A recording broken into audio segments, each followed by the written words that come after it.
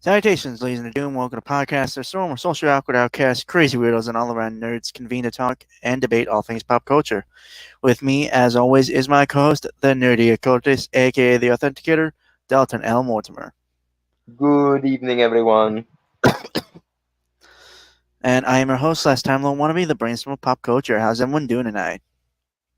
I'm doing pretty good, actually. My friend from high school stopped up because he was in the area, and we chatted for like 2 or 3 hours, and that was cool.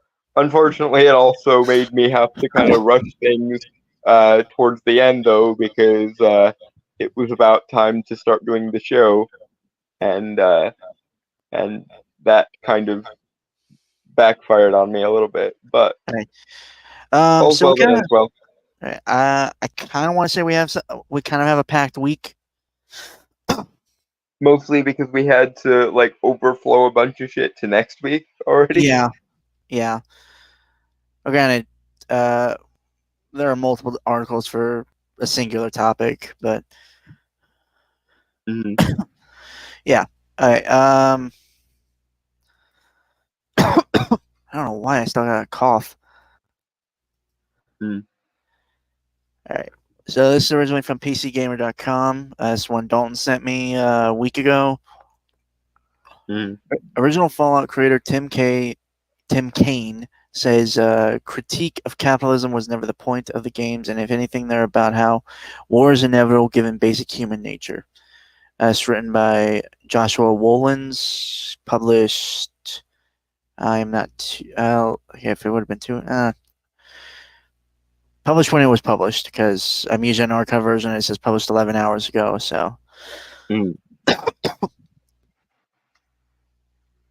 The short version of the explanation of that title is in the Fallout games. There was a lot of references and alt history sort of ties into the Cold War period.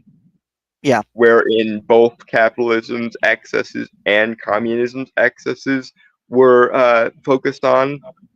Not to mention several other ideologies that have nothing to do with either.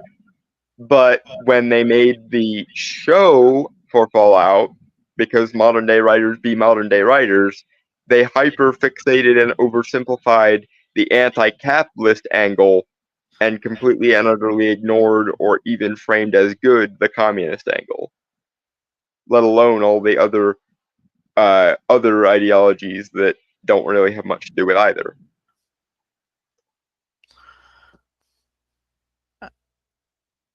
I thought the show was good. Up to a point, but yeah, the writers hyper focused on the anti-capitalism aspects and almost entirely left out the anti-communism aspects, which I suppose does indicate what team they're on, if it could be said to be on a team. And the last episode of the show kind of shit the bed anyway, because it framed one of the fan favorite characters, Mr. House, as a bit of an idiot and a villain, even though he's more complicated than that in the games. Most of my Fallout knowledge is secondhand, though, from a friend of mine. It's actually the friend that I was hanging out with earlier. But yeah, the main issue with the show, even if it tries to be close to the mark relatively, is the game presented a world where everyone was kind of moronic because everyone had their reasons for being warlike and shitty. And the writers saw that and went, so you're saying that only capitalism is ever wrong ever. Derp. But moving on.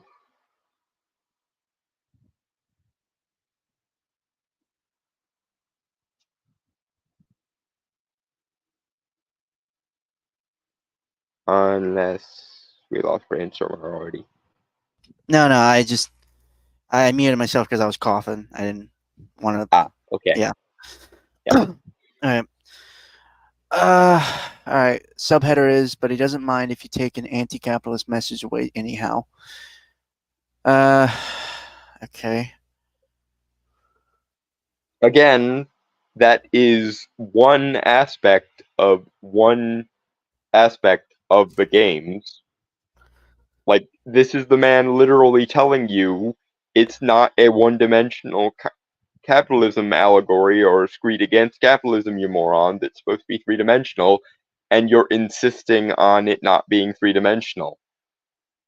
That kind of explains why, even though stylistically and like canon-wise, it didn't do super bad as an adaptation, it left a lot to be desired, like context-wise, because you took something that was multidimensional and multifaceted and you turned it into a one-dimensional capitalism bad screed. Moving on. What's Fallout about? War, nukes, consumerism, imperialism. How easy is it to misplace close relatives? All of the above. It's a debate that's raged for decades, and no wonder. Fallout is a pretty rich text as video game series goes or go. And there's all Yes. sorts of hold on. There's all sorts of messages you can read into the likes of Fallout 1, 2, and New Vegas. 14 years later, you can still click into any forum of the internet and find people arguing about which ending is the best for the Mojave. In New Vegas, it's Yes Man.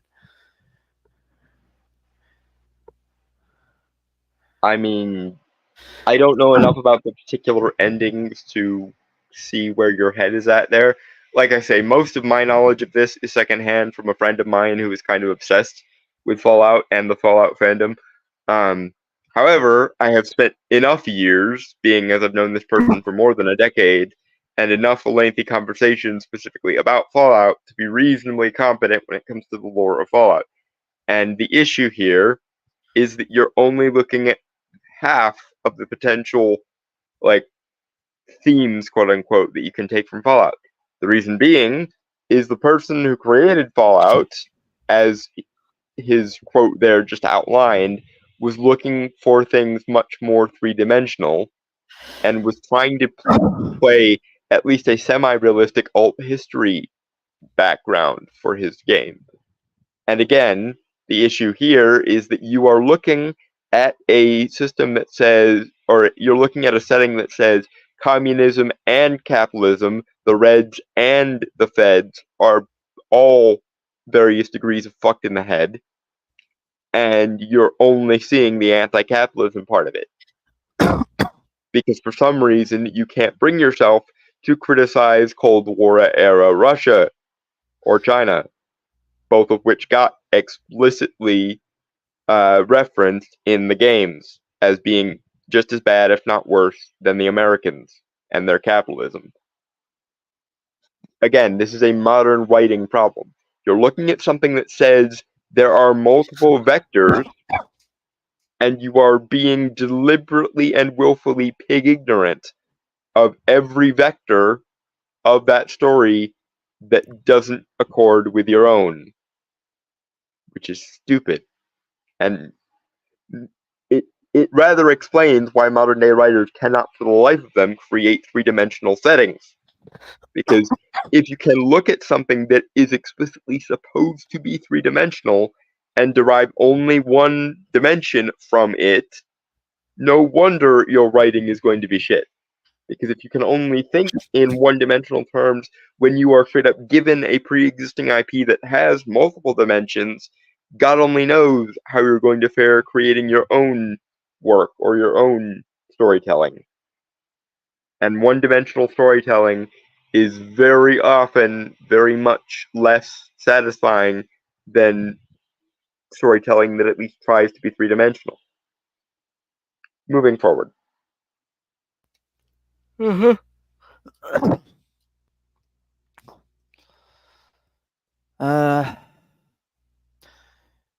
But here's what it's not about, or at least what it's not inherently about: anti-capitalism. That's according to Tim Kaine, one of the series' original co-creators, over on his YouTube channel.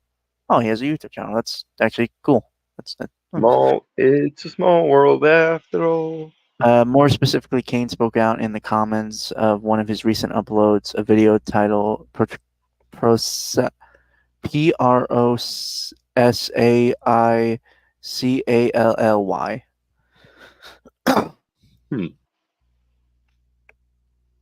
Hold on. I have no idea. Hold on.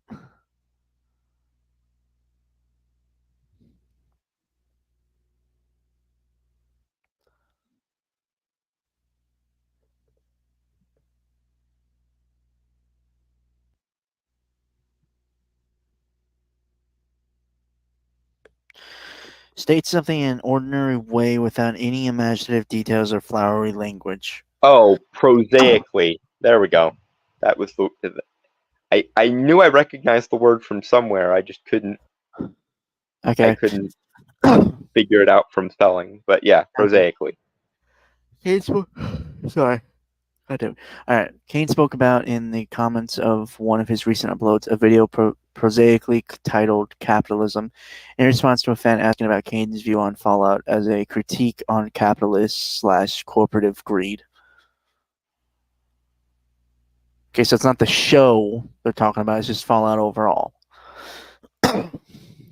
But the show was very much guilty of reducing something from a all sides of this issue are bad and or flawed and or corrupted and related to an aspect of human nature and turning it into capitalism bad. Okay.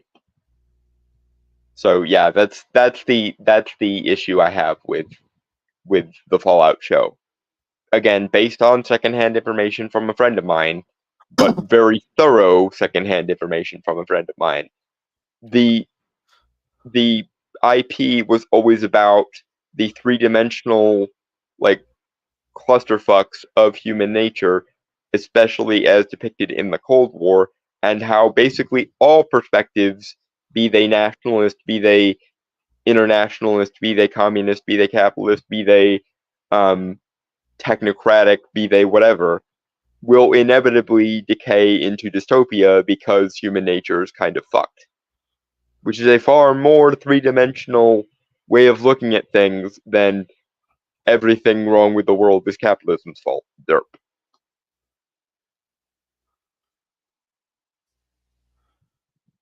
Moving on. Yeah.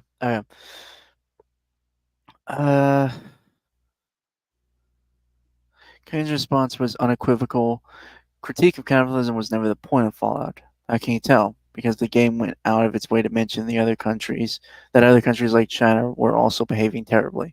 Which is very true, of course. In the original isometric Fallouts that Kane worked as a lead on, the US was a horrifying dystopia, a chauvinist capitalist hellscape that imposed its will on the world and shot anyone who disagreed.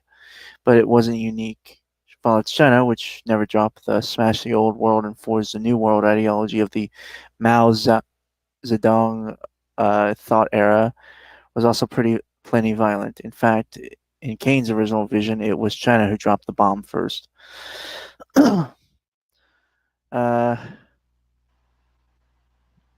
Okay, again, you're kind of over fixating on America's faults, and you just barely mentioned a "but China too" though at the end there, and that might be part of the problem. If someone can give you a piece of art critiquing all human systems or even just human nature in general, and you can only see the green part. I say green because, color of money, surrogate for capitalism, etc.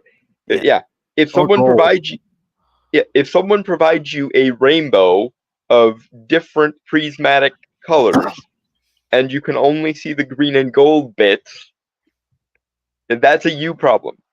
It is what is known in the medical industry, at least the optometry industry, as myopia. And it's why we use the word myopic for people who can only see one dimension of any given issue.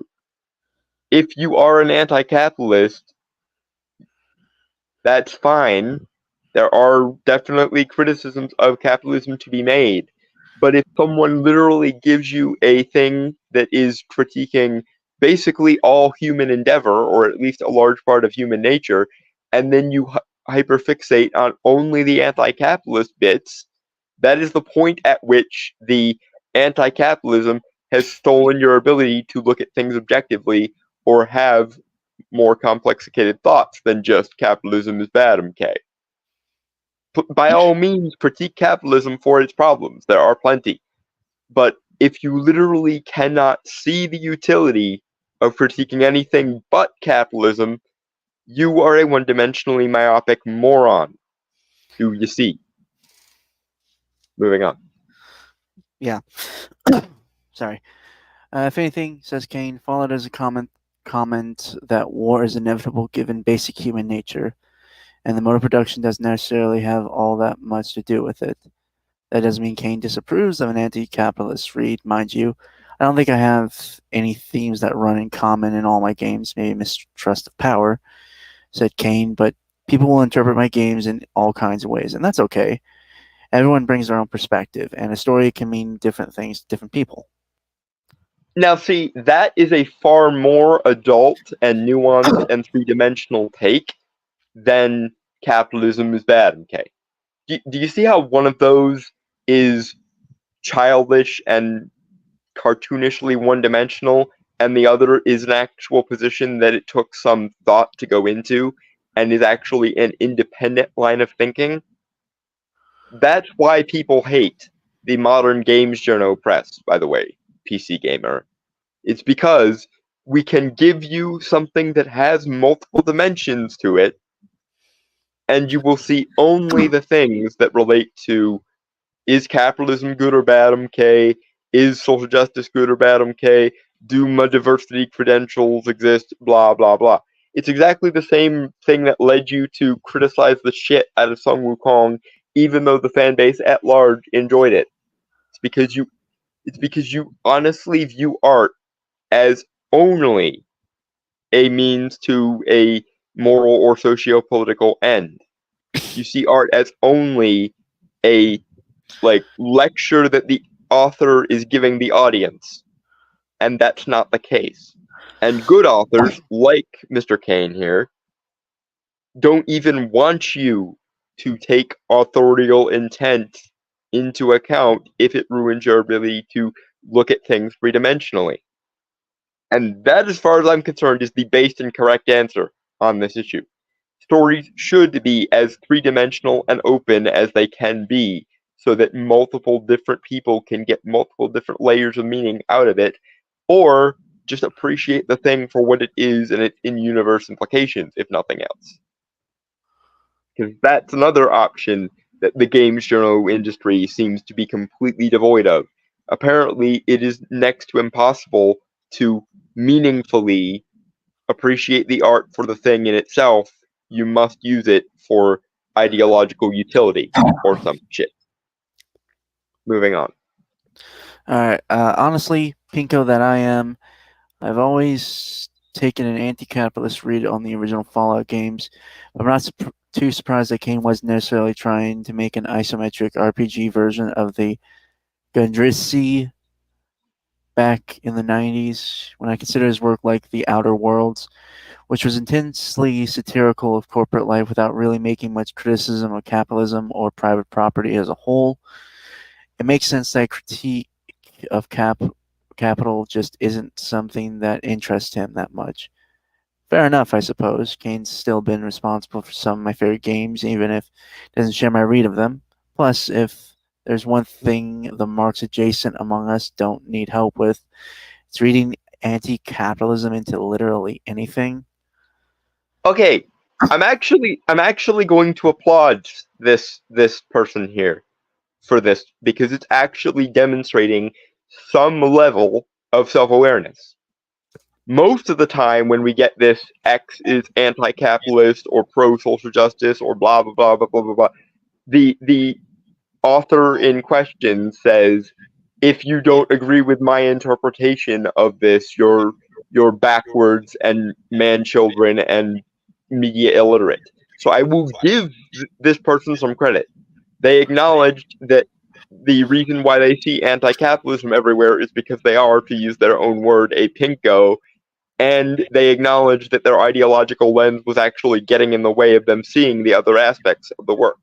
Granted, they were more charitable to themselves than I probably would be, but that's, that's the way the cookie crumbles. Most people are more charitable to themselves than their opposition or their contradictors would be. So that's fair enough. I give this author points for self-awareness because it is much more self-aware to say, well, I interpret it this way, but that's just me, than I interpreted it this way, and if you don't interpret it this way, you're media illiterate and stupid.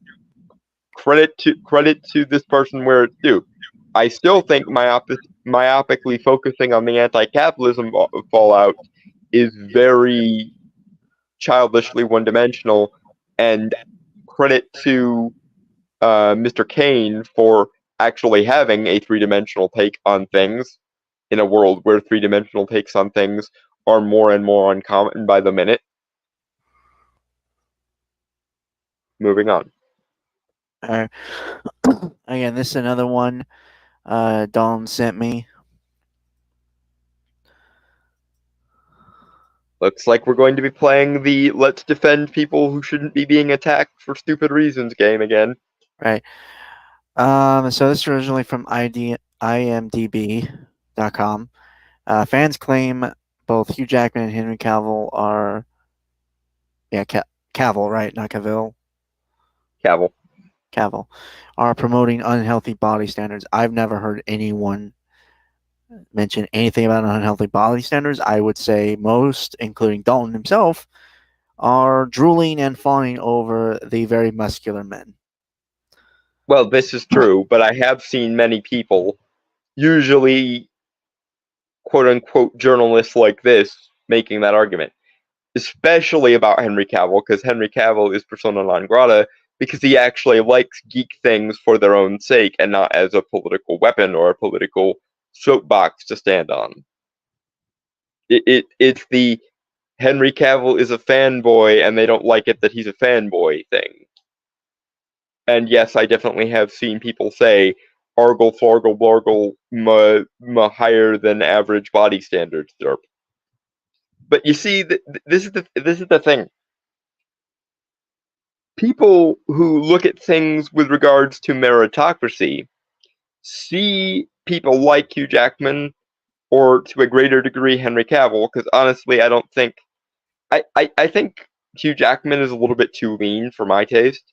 But yeah, when most people see Hugh Jackman and Henry Cavill, they either see them as aspirational because that is something I want to possess. That is my approach because I am gay, or as something I want to be, which is the approach of people who aren't romantically interested in these gentlemen at all, but want to aspire to be like them. I am definitely in the first camp, not the second camp, but both of these things, both of these takes on Henry Cavill and Hugh Jackman are in a way aspirational. My aspirations and most of the women's aspirations are that is something I want to have for my own someday. And then the straight guys, or at least the non-sexually attracted to buff guys set, see that as something they wish they could aspire to be like. And in both cases, the normal response to Hugh Jackman and Henry Cavill's quite astounding physiques, mind you, is they evoke some form or other of aspiration in me.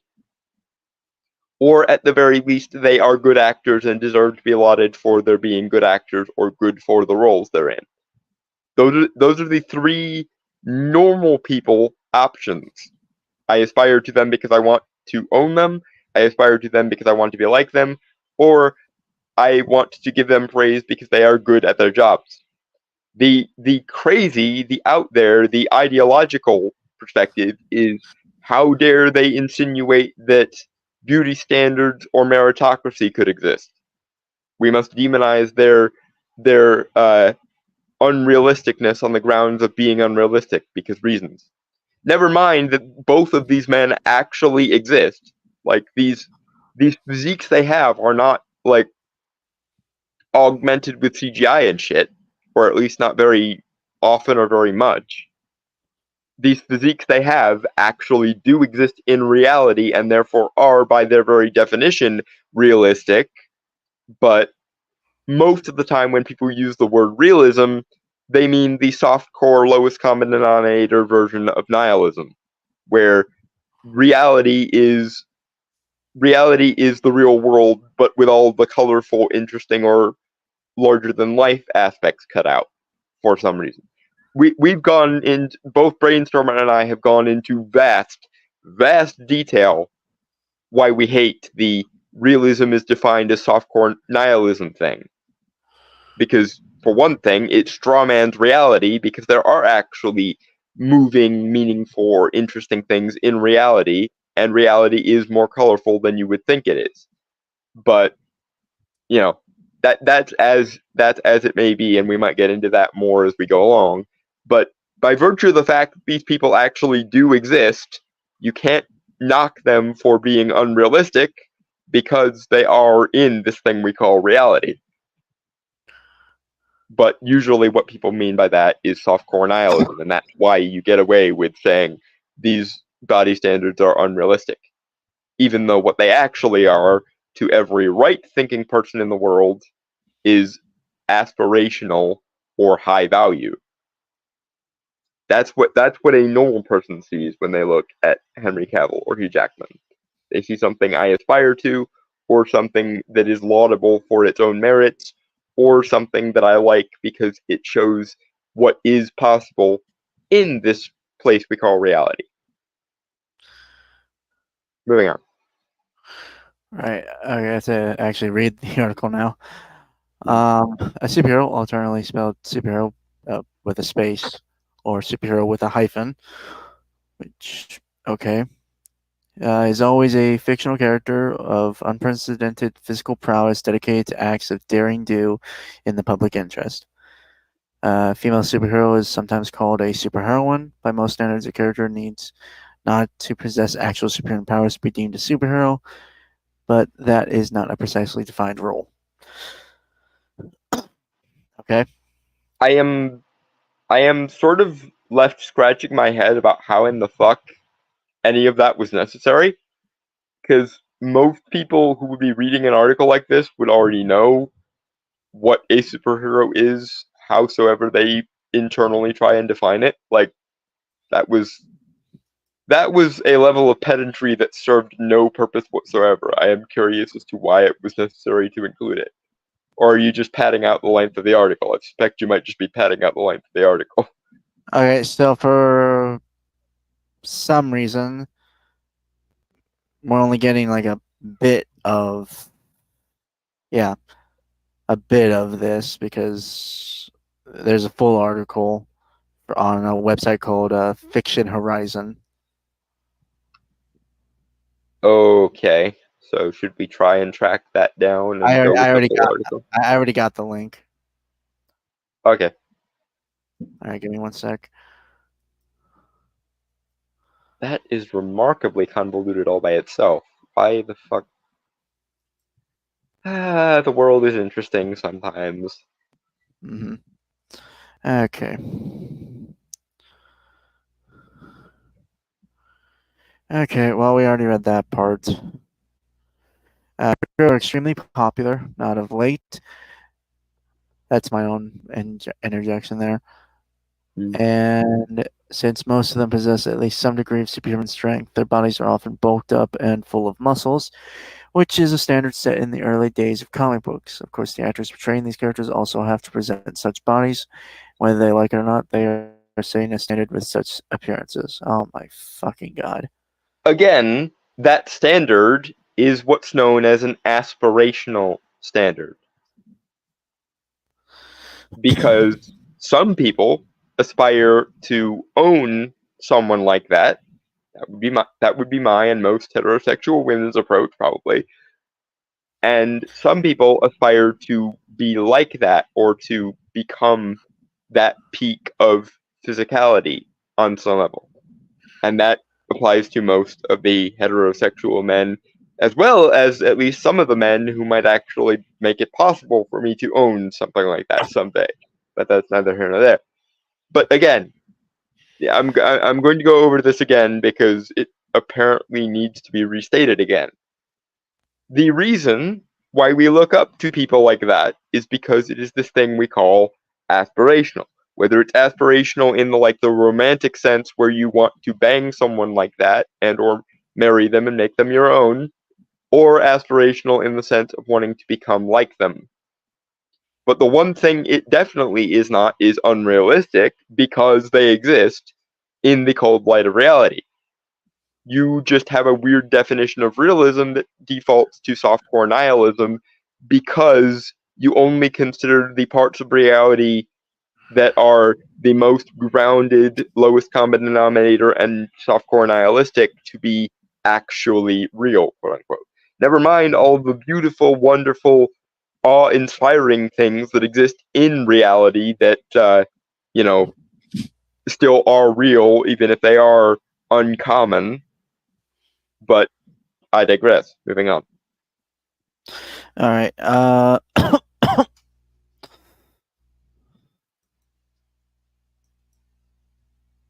Recently, though, a fan came online and voiced his opinion on this topic, criticizing superhero movie stars for setting an unrealistic and often unhealthy standard for the fans, which he thinks is a toxic practice that should be changed, especially since its treatment and non-identical and is not identical to the treatment female models had. My dear, the thing of it is, many things you can call the superhero body standard, but unhealthy sure as shit ain't one of them.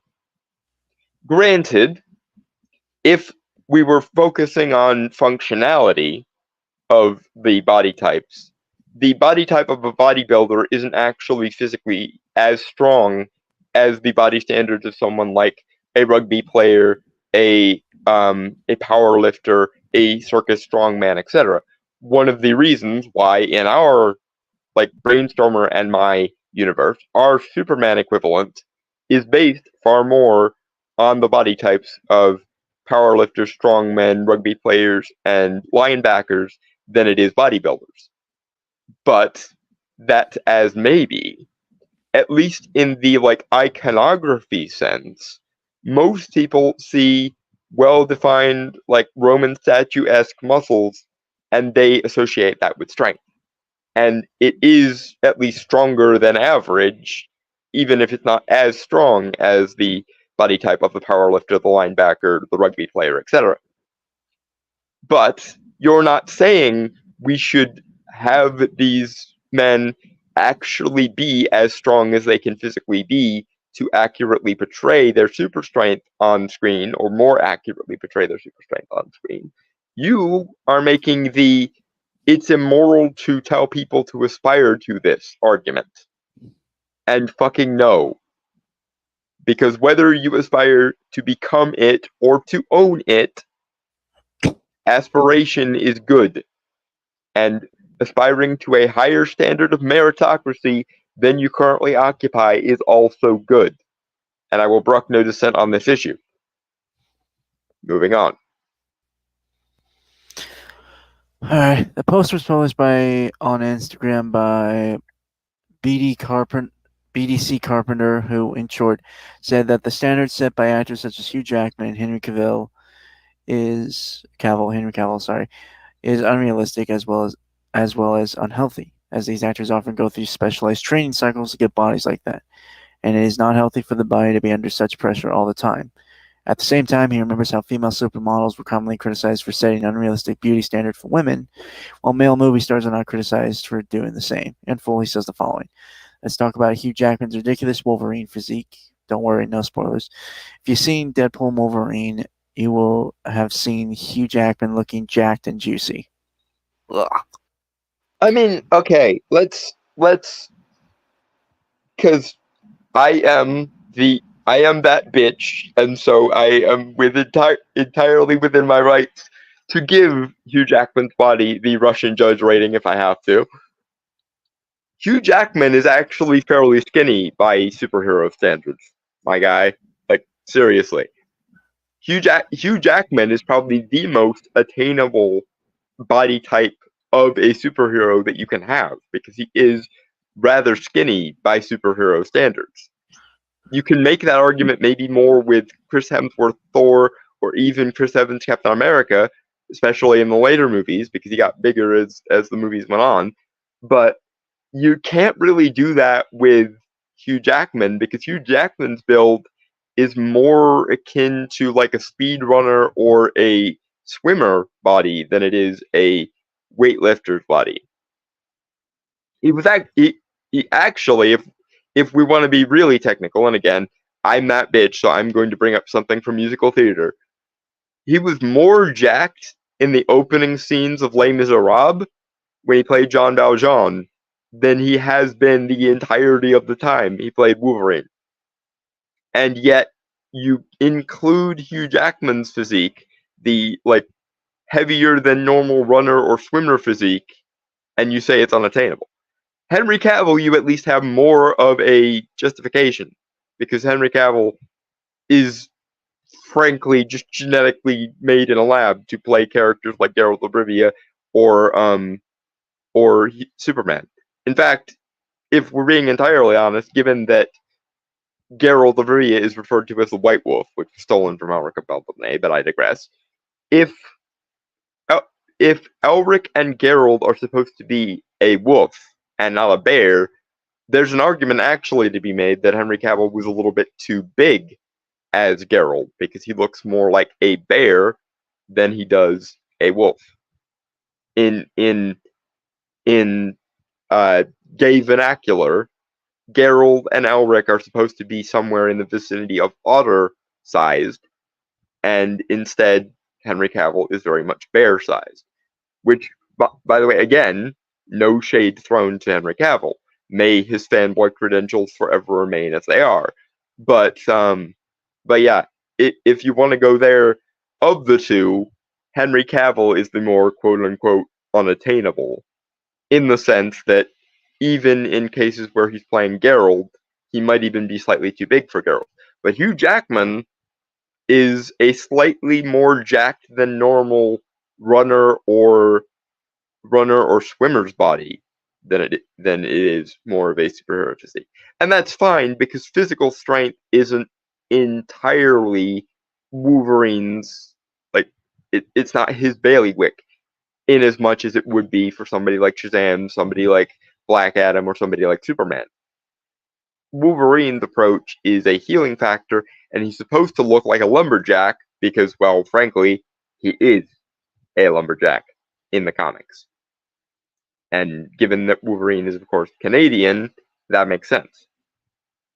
Which, by the way, does not mean that I'm criticizing Hugh Jackman for not being quote-unquote jacked enough to play Wolverine, because, again, it makes perfect sense why he would have a physique more similar to a lumberjack, a swimmer, or a runner than he would a Superman or a Shazam. And that's perfectly alright. But one thing it does do is it shits all over your lumping Hugh Jackman in with the rest of the superhero genre credentials, because by superhero standards, Wolverine, as portrayed by Hugh Jackman, is not all that jacked. He would be more jacked if Henry Cavill played him, because again, Henry Cavill, I swear to God, was made in a lab to be the perfect genetic specimen for superhero movies. And so much the better. But yeah, Henry, this applies to far more than Hugh, even assuming I'm going to give you the chance to give you the chance to make the argument, which I'm not going to do, because again, in the minds of normal fucking people, these physiques are aspirational, not demotivating. You either aspire to be with someone like that. By the way, Henry, if you ever decide to go gay, call me. But yeah, you either aspire to be someone who that person could be with, you aspire to have them for yourself, or you aspire to become like them. Maybe even sometimes both, although people who both aspire to be like it and also want to bang it kind of confuse the shit out of me. But that's neither here nor there. Brainstormer tried to come back, I'm back. and he's back. Okay, good. Alright. Anyway, we can move on. I padded it out slightly more because I was hoping that by the time I ended the rant, you'd be back. Which Yeah. that worked. Henry is out of your league, Dalton, says John Arts. I know, but again, aspirational. Someday I hope to be with someone who is in the vicinity of a Henry Cavill. And I'm not going to give up on that goal, because giving up on that goal will make it even less likely to happen than not giving up on it will. So there. All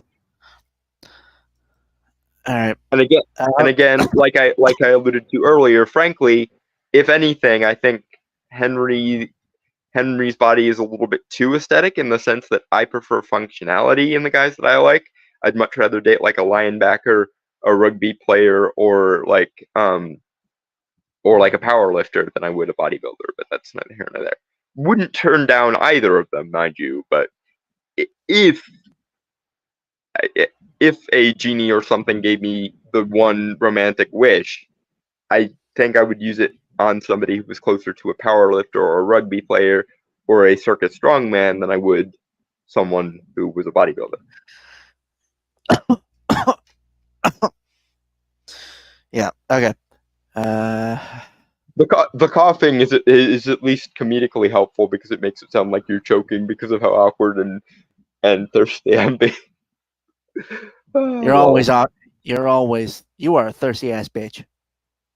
I'm a virgin. Where it very much is allowed when one is a virgin. Dude, I think you'd be just as thirsty, if not more, if you weren't a virgin. I'll be fully honest. I mean, this is possible too. Hopefully, if I can find someone to give my virginity to who actually would be willing to stay around, then my thirstiness would just transmute into loyalty to that person. Monogamy for the win. But I still say you a thirsty ass bitch. You always going to be a thirsty ass bitch. You are not wrong. The only difference, if I find a significant other, will be that my thirst will be directed solely at them, hopefully, because monogamy for the win. Fair enough. All right. I am going to be part of one of those couples that makes everyone annoyed because they're all so romantic with each other. Oh yeah, no, I'm aware of those couples. I had friends in high school who were like that, and God, did I hate it. I mean, Yes. I respected their relationship, and they were good friends. But Jesus Christ, stop making me feel so fucking sad and lonely with your happiness, motherfuckers. I think they're married now, but I'm not sure. I will endeavor not to if I ever do find a significant other I can fall for, but oh motherfucker, I can't make any promises. I will try not to rub your face in it too much, but I will make no promise. Okay, no, don't lie to me like that. I know you. You're gonna be gushing and fucking fawning over them all the fucking time. You're gonna find every fucking moment to gush about them. If that's who you are. If I find someone who meets my standards, you bet your sweet ass I'm going to. But I will at least try to keep it non-annoying. I will do that. I will do that for you as my friend. I will try not to be annoyingly in love. But I can't promise anything, because if I find somebody who meets my standard, goddamn, I am going to I am going to start playing the Once Upon a Dream music from Sleeping Beauty. God damn it! I know. All right. Okay, where were we? Okay. And every time a big Hollywood actor gets shredded, mega buff or both, there's a lot of media attention, and fans go wild. Okay. Yes, this also ties into the aspirationalness point that I made like 3 times now. But also, have you ever considered that part of the reason why fans go wild when they see an actor getting uber jacked to play an uber jacked character is because they care about this thing we call accuracy? I know it's unfashionable to care about fandom accuracy now because the art school brats think that fandom is the enemy, meritocracy is the enemy, and accuracy, like loyalty to the fans and or canon, is also the enemy. But at least part of the reason why they like seeing characters who are supposed to be that way aesthetically become that way aesthetically is because of accuracy. That's why, for all of the many faults of the Man of Steel movies, or the movies wherein Henry Cavill Superman featured, nobody ever said a bad word about Henry Cavill himself, because ironically, he acted more like Superman when he wasn't on set than when he was, because Zack Snyder and company could not write Superman worth a damn because they kept trying to project Randian objectivism onto a character who's all about paragon of virtue and like uh, altruism and idealism. But even so, I think I can speak for everyone when I say we wish Henry had gotten the chance to play Superman as he was supposed to be played, because Henry's loyalty to the character and ability to portray said character would have been amazing if and only if the people writing these movies had any fucking clue how this character is supposed to work. Moving on. Right. Sorry. All right. It's John Arts. I promise to be an annoying person who is lovey-dovey with my significant others. I have two in front of you guys. And for me, it's more of the eye candy that I like to see from the actors, not really of comic accuracy. That's fair. Yeah. For me, it's at least a little bit about the accuracy, but again, there's also the romantic part of my brain that goes, I want that. I to quote Jack Sparrow, I want one of those. But yeah, but even then, as I say, as I have learned more about human physiology, the more attractive I find people who are actually functionally strong and not just aesthetically pleasing. It's why linebackers and rugby players and strongmen and powerlifters are more attractive, in my opinion, than bodybuilders or models, because they're aesthetically pleasing, but there's very minimal functionality there, and I prefer the functionality to the aesthetic. Moving on. All right. Brad Pitt in Fight Club, Gerard Butler in 300, Chris Hemsworth as Thor, Hugh Jackman as Wolverine, Zac Efron in Baywatch, etc., etc. Yesterday, someone tagged me in a comment saying that these kinds of physiques can be dangerous when people assume that this is normal, and I agree 100%.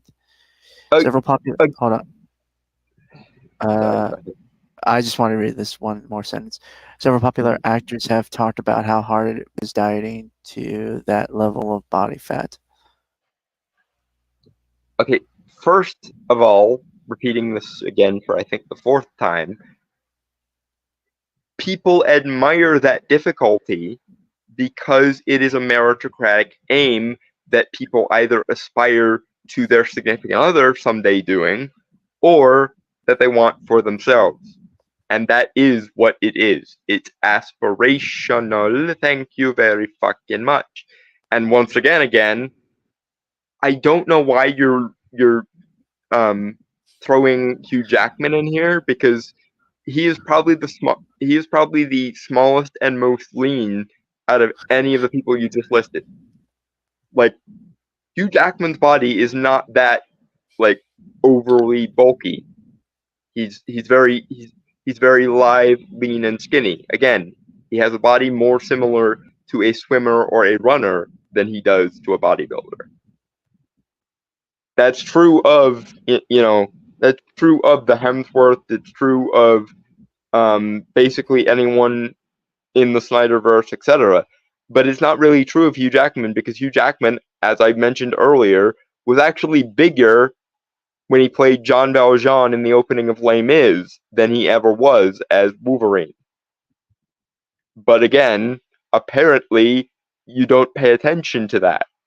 You even by your own merits, your concept makes no sense, because again, Hugh is more like a runner or a swimmer in build than he is a bodybuilder.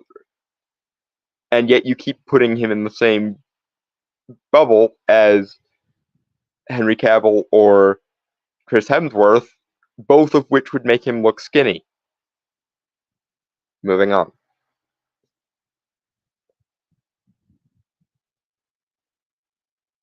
Okay. Channing Tatum said his diet for Magic Mike was not healthy. Henry Cavill said he dehydrated himself so much he could smell water. Actual quote. LOL. Okay, I don't think you should laugh about that, but okay. Zac Efron said he took prescription diuretics, and his Baywatch diet was so strict he felt like he got depression and never wants to be that lean again. Diuretics is the word you're looking for. Jackman says he goes on an ultra strict 3-month diet and finishes with 3 days of dehydration, like bodybuilders sometimes do leading into contests. My point is, superhero physique can look incredible, and a lot of people look up to them. I am not denying this, but I am pointing out that the health risks need to be well known, because it would be a real shame for younger kids and teenagers to worship these kinds of physiques, not realizing that they are not healthy and are not supposed to be attainable for the average person. Fair point? To a degree, I still suspect there's more ideological reasoning in this person's brain than they're admitting to. Because I've run into far too many meritocracy is a childish delusion people, and how aspiration itself is somehow fascist. Like that that's the vibe I keep getting from this person. It seems to me like the quote unquote health risks are a mask the person is putting on in order to make dumping on these people's physiques more okay. And I don't know as I'm not willing to meet this person halfway, because I suspect they're either lying to themselves or their audience. Because most of the argument here was, won't somebody please think of the children? And anyone who knows me knows just how much I despise the won't somebody please think of the children mentality. And frankly, most people, even if they do decide to go on a gym tear, are more likely to end up looking like Andrew Tate than they are a Marvel or DC actor. But you know what? That's still good for the people who want it, because it's their attempt to meet an aspiration. And to borrow a line from, I believe, Cicero, to miss a high aim is to fail without shame. I.e., we're better off with everyone aspiring to be the best version of themselves they can be and coming up short than we are with no one aspiring. Aspiration is both good and necessary for our world to ever improve or to become better in any way. And I'm not willing to dump on that, especially when those of us who aspire to it either personally or romantically would make the world better if we all found that goal. If everyone looked like Adonis, the world would be a better place to at least some degree. Now, mind you, that's not the only vector for aspiration. Some people aspire to be great artists, some people aspire to be great writers, and so on and so on and so on. But everyone, every world possible, is made better by people aspiring to the highest degree that they can and falling somewhere in the middle than they are with someone dumping on it for no good reason. Than we are for someone dumping on aspirations for no good reason. And that's why I oppose arguments like this, because this this mentality, followed to its logical conclusion, means that the world becomes the drab, boring, stale, concrete jungle of a place that most air quotes realists seem to think it already is. And as I've made clear on this and many other occasions, most people's version of realism, in air quotes, is just a softcore nihilism that strawmans reality by assuming that no wondrous or beautiful or meaningful things can possibly exist in reality. And that is a shitty mentality to be in. And it makes the world we live in shittier whenever anyone actually acts on it. Moving on. All right. You can check out his Instagram profile for the comments, but what we would like to know here is whether you agree with him or not. Let us know in the comments. Okay. No, I don't agree. I think this why aspire to anything higher than quote unquote normal or quote unquote real standard is bullshit, and it will do nothing but result in a devolution of all the good things in the world and a lionization of all the shitty things in the world. And that's not the right that's not the right way around. That's how you wind up in a dystopia. The argument of sure we don't aspire to anything or try to make the world better, but at least we hold to the sanctity of the normal. Yeah, no, fuck that. Fuck the softcore nihilism inherent in that statement. Reality is not an authority. Reality is something to be improved upon where possible. Just because something is the case doesn't mean it should be the case, and just because something is not yet the case doesn't mean we shouldn't aspire to make the world better. And argle flargle blargle more realism or argle flargle blargle my normality is how we wind up in an ever increasingly shittier, more nihilistic place where no one aspires to anything and therefore nothing of substance ever actually gets done. Moving on. All right. All right. I've had a week to think about it, and Dawn has freshly seen it since last night, right? Yes. Okay. We are going to be talking about The Crow, specifically 2024 Crow that came out a few weeks ago. Or no, last week. Yeah, and as I mentioned to Brainstormer, I'm probably gonna wind up being the bad cop here. I'm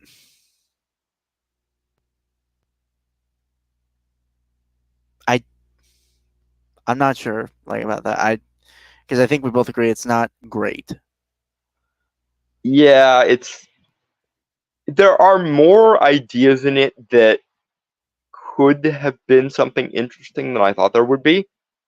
And we'll get into that as we go into like the actual review part of our review.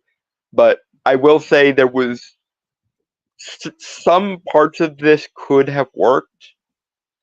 I don't think those parts were well served or well explained or anything, but there was ideas in here that if they decided to use in another Crow remake in say about 20 years, they could actually be something of substance. It's just that a lot of the good ideas either contradicted each other or were never fully explored or explained or even like touched on after they were introduced.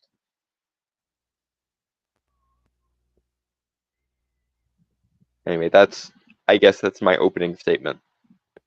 What is yours, Spencer? Well, again, I started somewhat last week when I mentioned I watched it. the Friday for a podcast. Trailers kind of did a disservice of it, I would say, because it's far better than the trailers depicted it.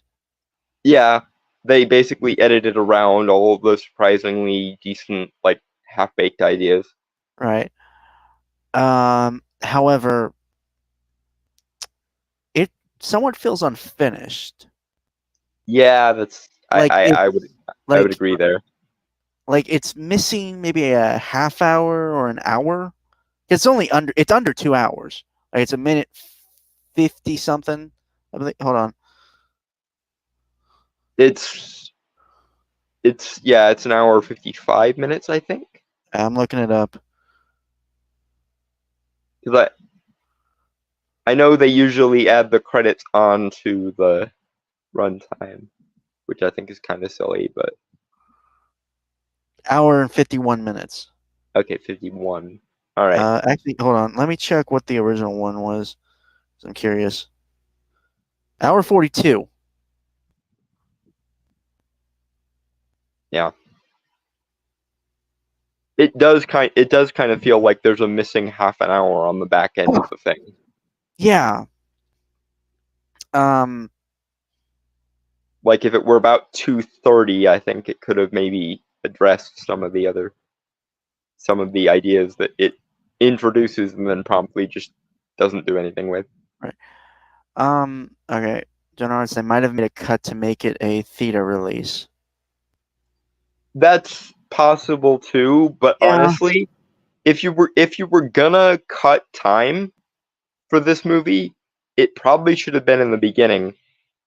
The pre-Crow portion of the movie probably could have been about 20 minutes shorter, and it would have been fine. Yeah. Okay. Because there's still about another extra 10 minutes, even if you did cut off like 20 minutes of Eric and Shelley's meet cuting. I will say one good thing is that they made Shelley a character, like an actual person. They did. I'm not sure they made her an exactly likable character, but they did in fact make her a character. That's fair.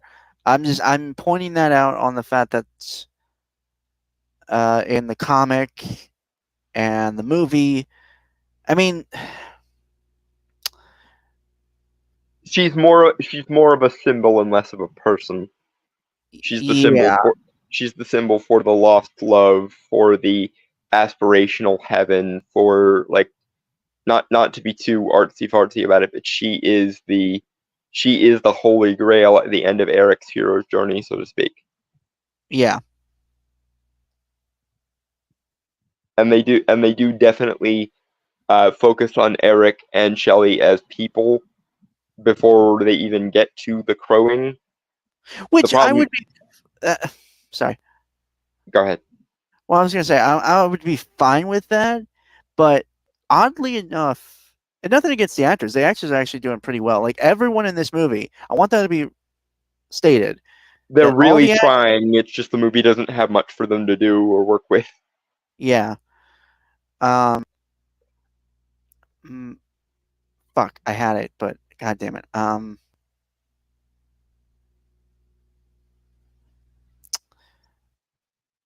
But the characters didn't really feel in love, right? Or no, if it is, it felt very like too surface fast. level. Yeah. Yeah, like it. That was another thing. Is like the pacing felt off to me, right? Like it was like kind of. Yeah, because okay, obviously spoilers for the movie. Even though I don't think anyone who hasn't seen it already probably isn't going to see it. But it's so weird to me that they spent like a half an hour in the middle with Eric not being the Crow, but not being it either. Like they kind of okay. So short version, the first half an hour to 40 minutes of the movie is Eric and Shelley's love story, or what passes for a love story. and there's not that much chemistry there. I'm glad you said that because I was going to ask you if you thought they did have chemistry because I Okay, thought maybe I think maybe the actors have the chemistry, but the characters yeah, the okay. characters don't. Because I realize sometimes I'm a bit obtuse with regards to like human connection, so I'm glad I wasn't the only one who thought that they kind of were missing a whole bunch, even though the movie spent probably like a third or fourth of its runtime on that relationship in particular. But But just doesn't feel that natural, right? It doesn't feel like it came about naturally. yeah, it just it feels like two people who are interested in each other not because of any abiding like unity between them or any like romantic lost love thing, but because the plot says so more often than not. Um, but anyway, so the first third or fourth of the movie is Eric and Shelley's love story, which left a lot to be desired. Um, then the assassination happens, as you do, because a Crow movie's got a Crow. But this is the weird part. It actually doesn't Crow until roughly the third act, because the middle act of the movie is Eric kind of stuck halfway between being the Crow and not being it at the same time, because Kronos, the like Is, arbiter is it of Chrono? I yeah, thought it was Skull Cowboy. now it's he's called Kronos on IMDb and stuff, and that's what I've heard everybody else in the like review sphere call him. So I'm going with the assumption that it's supposed to be Kronos. Anyway, so yes, there's a being. He is called Kronos, at least on like IMDb and shit. He bears a not thoroughly a not wholly dissimilar impression of the Skull Cowboy, which leads us to the why didn't they just call him that um part of the thing, but they didn't. Anyway, so Eric and Shelley die, and Eric meets up with Kronos, and Kronos is like, okay, so you have a couple options here. One, you guys can go to hell. Two, I can try to meet you in the middle somewhere. If your love is that pure and that good and that decent, then you can use your love as a power source to avenge her. Or three, you can essentially give me your soul and I'll make you the crow.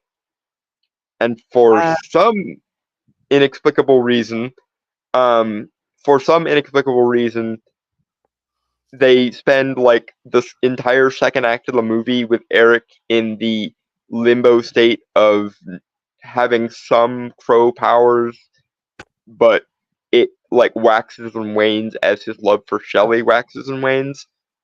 which Um, would be fine, but it still feels.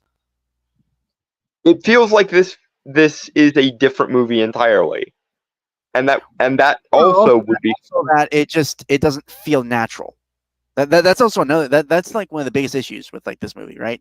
None of it yeah. feels like a natural progression of anything. No, again, you spend the first third of the movie watching the goth romance movie that Eric and Shelley have when they meet. Then finally, the movie remembers, oh hey, I've got to do crow stuff, Well, okay, and again, I think it could work if the characters were both likable and the actors were given more. And I do agree. Hold on, if hold on, hold on, hold on. Sorry, I don't. Jonah Arts, to be what they said earlier, to be clear, making a romance story of any kind is really hard to do and pull off. In any media, there is a reason why there is a lot of media with the lovers being lovers. That's fair. That's a fair yeah, point.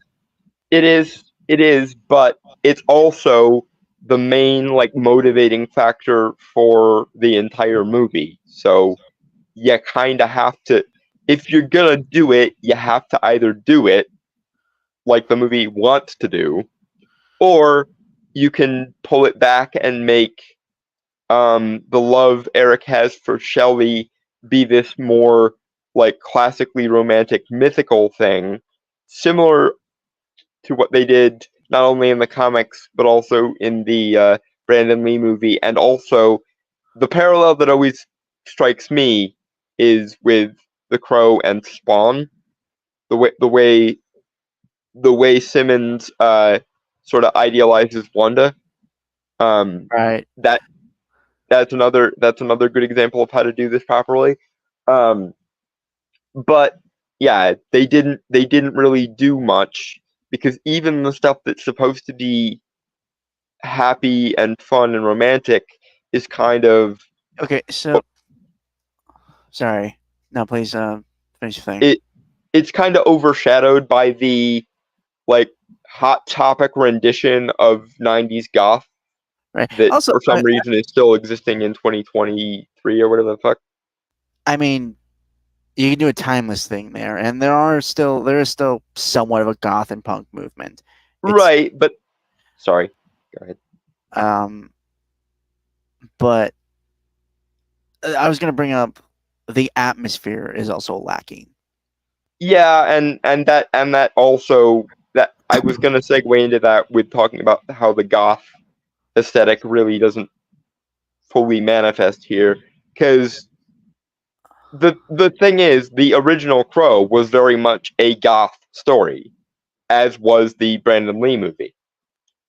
But the goth subculture, insofar as it still exists, has kind of merged with the emo and hipster subcultures a little bit, and that kind of necessitates that if you want this movie to be in present day, and for some reason they do, you need to emoify and hipsterify your goth aesthetic, and or they kind of do. Be somewhat ambiguous in modern day. Yeah, and as a result, a lot of the style that was one of the main selling points of the Brandon Lee Crow is absent, or if not absent, very much put through a emo / hipster filter, which makes it a lot less appealing. And the same is kind of true of a lot of the symbolism in the movie, where you kind of feel like they're trying to be artsy and just not getting it. Like the thing with the horse in the beginning, and which keeps getting brought up. Because I remember the horse thing from the comic, though it's in a very different context. Mm. But it's still weird to me. It just feels really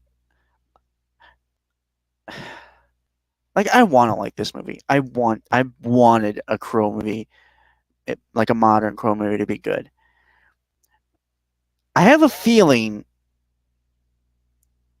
that, well, for one thing, it's probably a lot of studio interference. I'm not gonna lie; it most likely is a lot of studio interference. Like a lot of because it feels like something. Like there are, like we said, there are interesting ideas. There are so many interesting ideas. Don't get payoff or don't get expounded upon. But there are ideas there, and I don't know. It feels like someone fucked with like the original ideas. Like it also feels a lot like this is supposed to be a cash grab, and that's always a bad thing, but it's particularly noticeable here because I mentioned this to Brainstormer while we were backstage, but it really feels like if this weren't a Crow movie, like if it were either some other IP, like a John Constantine movie, or like maybe even this could really work as like a remake of The Craft, actually. But if it were some other IP or perhaps its own thing, a lot of this could have worked. But because it is, sorry.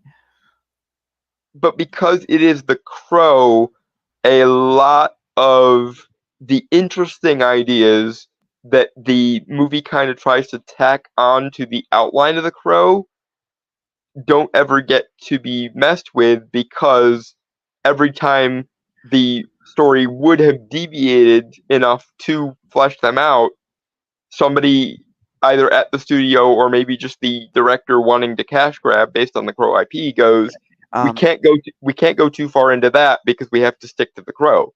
so okay, okay, just to keep a little more into our reviews, I've had some ideas for rewrites, and obviously to mention that Dawn and I, like when we watched the last trailer, we had actually sat down on stream and Spent literally like a half an hour to an hour rewriting the thing. Yeah. well, hashing out our own version of the Crow, which was really interesting. And I actually worked on, for the record, I recently come up with different names for the main characters because I think we can all agree it probably wasn't a smart idea to have it be Eric Draven and Shelley Webster. Yeah, because there are plenty of different. Because the Crow is a little bit like the Spawn or the Ghost Rider in the sense that many people throughout the ages have worn that mantle. Like it's an established mechanic in universe that many people become revenants essentially of this Crow spirit because of the unquiet dead and so on and so forth. Right. And again, there are aspects of this movie where they kind of try to sneak in things that aren't strictly related to the Crow, particularly with the villain Vincent. And I actually enjoyed most of the time when he was doing his thing. But again, I really feel like this movie would have been better if it were a Constantine Hellblazer movie, or if it were a remake of The Craft, or Yeah, some other IP. So one, addressing Joan Arnold's recent comment. So what you're saying is that this Crow 2024 is the Room of goth movies. No, that would probably still be a movie called The Covenant, which is supposed to be kind of the male equivalent of The Craft, and it's so very, very bad. Right. So I do want to make mention. Because I don't know if anyone brought this up as a bad thing, but the supernatural, the expounding of the supernatural, because the first Crow movie didn't really do that much because obviously it was a focus on, it was like a vigilante revenge tale. Yeah, setting up the IP. Right. And other movies, they did expand a little more, and they started getting more into the supernatural side. Mm-hmm. I think Wicked Prayer, which obviously is not is like one of the worst movies. Yeah, that's the one nobody likes almost. Yeah. It literally had the Horseman of the Apocalypse. Yeah, which I think would have been cool. Obviously, if it had a bigger budget and better script. Yeah, a lot is wrong with Wicked Prayer. Let's not even like as bad as this movie can occasionally be. It's bad in the this is so dull and so meh I can't focus way, and not in the infuriatingly bad way. Right, I would say, to me at least, I think it's bad in the fact that I see what's there. There's so much potential there. Yeah, it's just floundered. Yeah, there are so many ideas that got set up in the movie but never went anywhere because it seems like literally everyone or literally every time they could have done something with those ideas, some suit or maybe just the director themselves went, "No, you're steering too far away from the Crow concept. We have to keep it the Crow." And Director was Rupert Sanders. I'm looking up what he's done. Okay. Most big things he's done: Snow White and the Huntsman, and the 2017 live-action Ghost in the Shell movie. I actually like both of those. Both of those are rather interesting. Yeah, so I'm gonna be fully honest. So if that's the case, then clearly it's clearly been studio. Because ironically enough, and I was gonna mention some of the positive things I had for the movie. Mm. I think the cinematography was actually really great. Yeah. Like visuals weren't too bad. There are times when they try to be quote unquote symbolic, and it kind of nerfed it for me. But fair enough, but I think ultimately there are like a lot of good shots in there. yeah, it's a lot like with the ideas. There are good things here. It's just nobody tried to make right. use of them. Or someone put a block on it from the actual Yeah. creativity. I'm really leaning towards that, given the director and shit. It is also possible that some suit came to him with the idea for a Crow remake, and this is him trying to basically do a cash grab. Like his heart was never in it, so he's just doing the bare minimum to get by. I'm not gonna. Why Anguish hard? What? I don't know. But what was I? Son of a bitch. I also want to point out the original score actually wasn't too bad. I found it really rather good.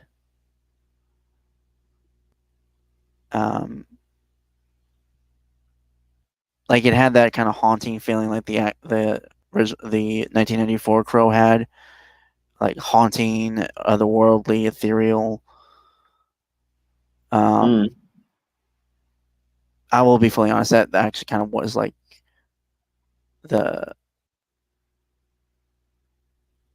also the look of the Crow wasn't too bad. When he finally becomes it. No, yeah, like, obviously. I obviously meant that. Yeah. Yeah. But that's the thing. You've got 3 acts, and every act is basically a completely different movie. You've got Act 1, which is basically like the thing that kept coming to my mind was the movie Beastly, if anyone remembers that movie, especially because of how Eric looks here. He does kind of resemble Alex Pettyfer's cursed look in Beastly. Okay. I saw the trailer for this. Didn't interest me, obviously.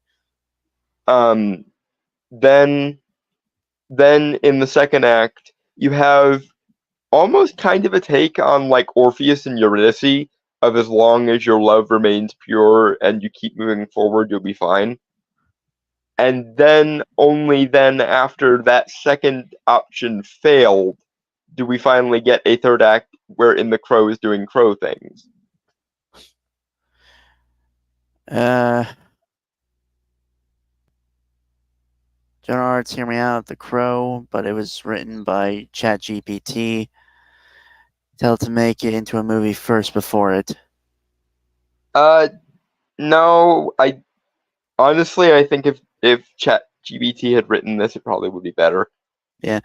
And also, hello, R2 Drew 2.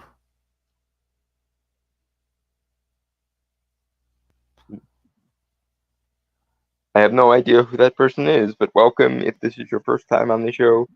Okay, I was thinking about I'm going to assume going to the theater to see this tonight. Is it worth my time? I'm going to... Maybe is the answer to that, I think.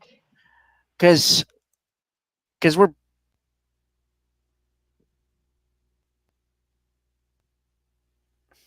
Okay. Yeah, I would say maybe. It's very much flawed. I'm not going to deny that. It is a very flawed movie. But there are elements in there that really make me wish it was better. I guess it depends on how familiar you are with the Crow IP. If you have love for either the original comics or the Brandon Lee movies, you're not gonna like this. Probably. If this is your first exposure to the Crow IP, you're probably going to be bored for about the first third of it, because the Crow doesn't start crowing even like in the kind of halfway way he does until the second act. And if this is like your first take on this IP, I also would maybe recommend watching the other ones first, because if you have some idea of how this IP can be used, you might be more inclined to be charitable towards the like interesting but not really well formed ideas the movie has. So if you're gonna go see a movie this weekend or go tonight, I would maybe I would maybe take a chance on something else than this.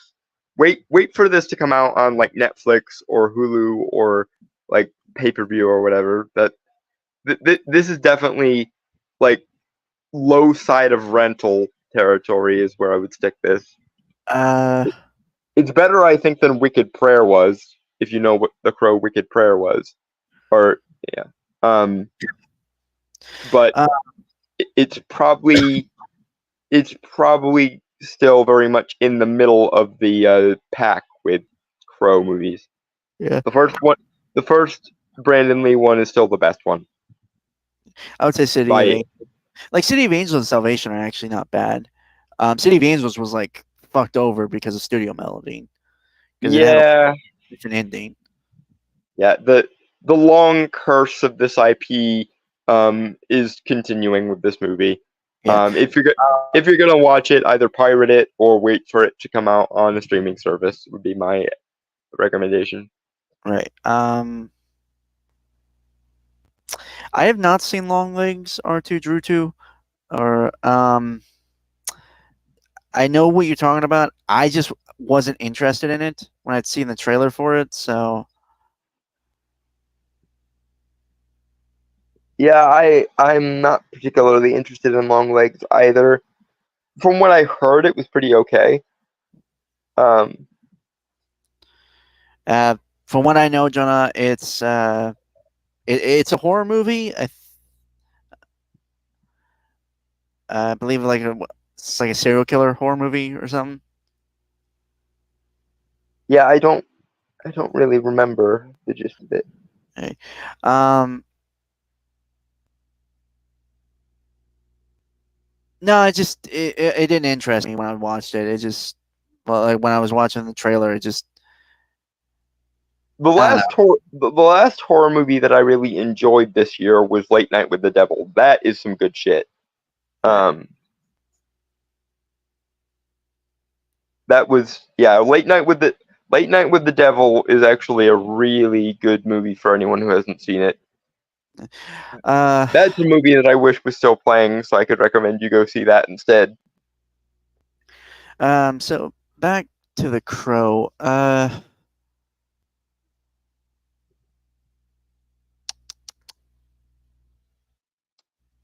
Is there I anything else? re- I really liked the villain. The villain and his concept were cool. Right. And in a movie that actually, remembered what it was doing, I could have seen a really interesting final act with those two.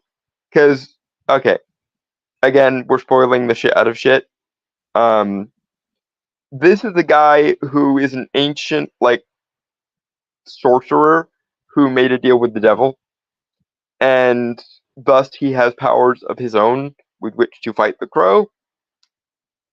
The only problem being, they never actually have their big third act fight, even though like one of the main reasons to give the villain powers of his own would be so he could hold his own against the crow, Right. but also no, apparently.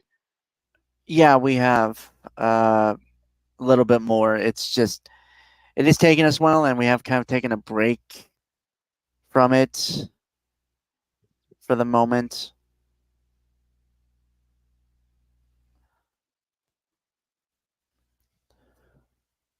To answer your question, Gennards. Yeah, we're working on it. Yeah, it's just a lot, which I'm sure you're aware of. Yeah, we're taking a break actually and trying to recapture our rewrite of Legend of Korra, because Legend of Korra is way too dog shit to be associated with the Avatar brand, frankly. And we once, maybe 2 or 3 years ago, sat down and did a rewrite of season 1 of Legend of Korra, I'm and gonna be sorry. I feel and fully honest, given what we've written now, like the notes and stuff and ideas we came up with. It's a lot more fleshed out than I think we had originally. Yeah, I think we improved the idea by taking another stab at it. Yeah. But yeah, the files on our Legend of Korra rewrite got lost somewhere, and so we decided to take another stab at rewriting it again. And we've recaptured a lot of our original ideas, but we've also come up with a few new ones that weren't there before. Yeah. So all's well that ends well, maybe.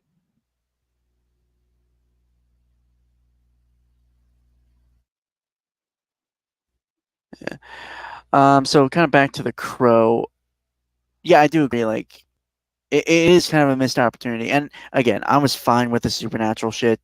Obviously, it's like it makes sense because you have the super. Again, yeah, again, this villain though honestly would make more sense for somebody like John Constantine, especially given the he made a deal with the denizens of hell plotline.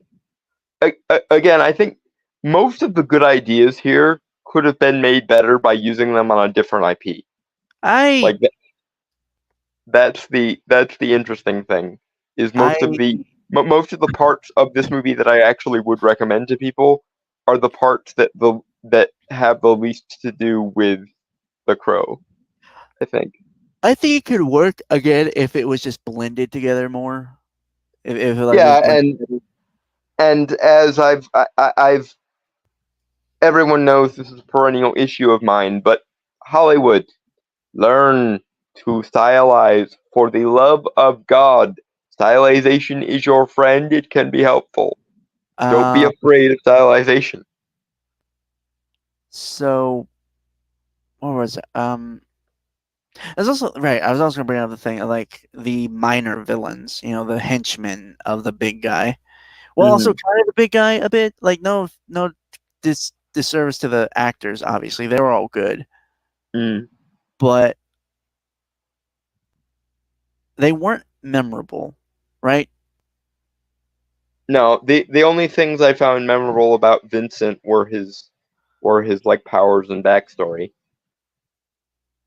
But personality. Well, it was kind of an issue I brought up when we watched trailers, is that they don't because the bad guys are supposed to have again like characters fill the world of the Crow, whatever Crow there is. The world is supposed to feel lived in. Is supposed to feel packed. Like like a folk story or a legend, which is what the Crow should be, Yeah. Um. like a folk tale. But uh. A lot of the generic henchmen were about as memorable as the random dudes John Wick shoots at, I mean, and several of those were on better footing than these guys. to be fair, there are they put like characters for like the ones John Wick put down sometimes. Right, Uh. but the secondary generic ones is the ones I was referring to. No, that's Not fair. not like the guy he uh compliments on his weight loss and then lets go and stuff, but the just generic thugs that John Wick has to slash through on the way to his target, and most of them probably have more personality than these guys. Well, right. I think the only character I remember was that one character. And spoilers, by the way. I obviously I don't think anyone cares, but Mm. uh, there's this one guy that during the opera house scene, which was like the big third was supposed to be like the big third act action Yeah, scene. I don't know why. Okay, this is another thing about that. Like, I don't know why they decided to flip those two scenes, because the opera house scene feels like a Crow fight scene or like a sort of pseudo John Wick fight scene, and that would have been a good final battle to go out on if it was him versus Vincent. But instead of having that be the big blowout fight scene, where both sides are working their supernatural power to their fullest, they put that act in the like end of the second act, and then have the third act be mostly just Vincent and the Crow talking at each other. Which, okay, I do want to point out would be fine if they were actually speaking about something interesting. And if the dialogue was well written and the menace and stylization was there, Yeah. that could definitely work. But in this instance, all it looks like is they put the third act set piece in the second act for no reason, and then forgot to write a third act action scene, so they just filled it with talking. Right. Um.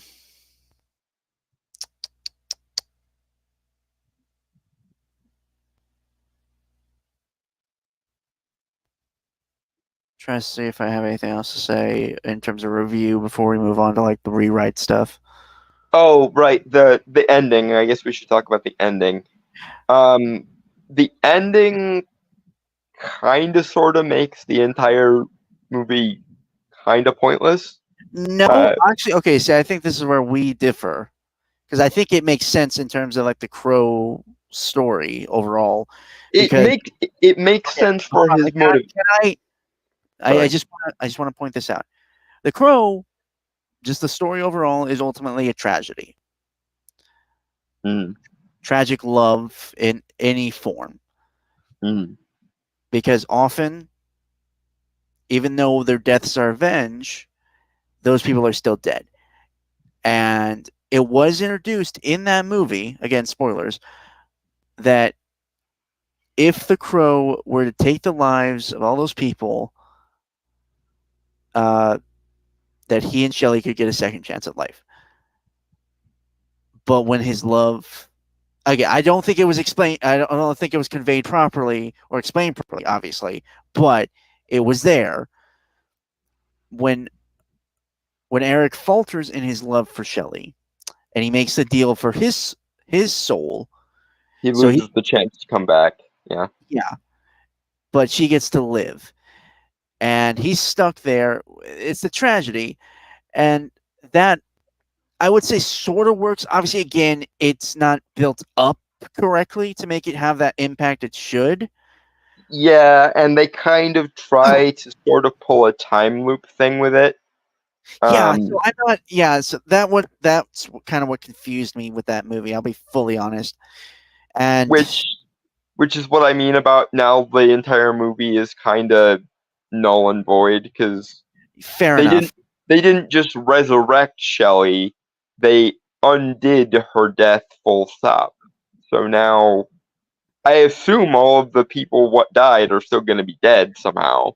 But in terms of a satisfying ending, be it tragic, be it happy, be it whatever, it it kind of pulled the Groundhog Day at the last minute, and that's a mechanic that was never fully Right. Um, established. Most of the mechanics that the movie works with are like magic spirit based, and instead of that, at the last second, the movie just sort of pulls out a time loop ex machina kind of sorta. yeah. So yeah, again, it's weird. It's weird. I'm not gonna lie about that. Um, okay. Besides that, okay, let's actually talk about something that would be interesting for a Crow story. And I also have some rewrites about this actual movie that might work a little more. Mm. Um, so with the rewrite we had come up with, and I haven't really written anything of it lately, just because like we've been busy with like other stuff. Mm. I don't know if we ever. I don't know what we would title this. Um, like the story itself, but our idea originally was that we framed it as well. For one thing, it takes place in Hollywood, Los Angeles, um, and uh,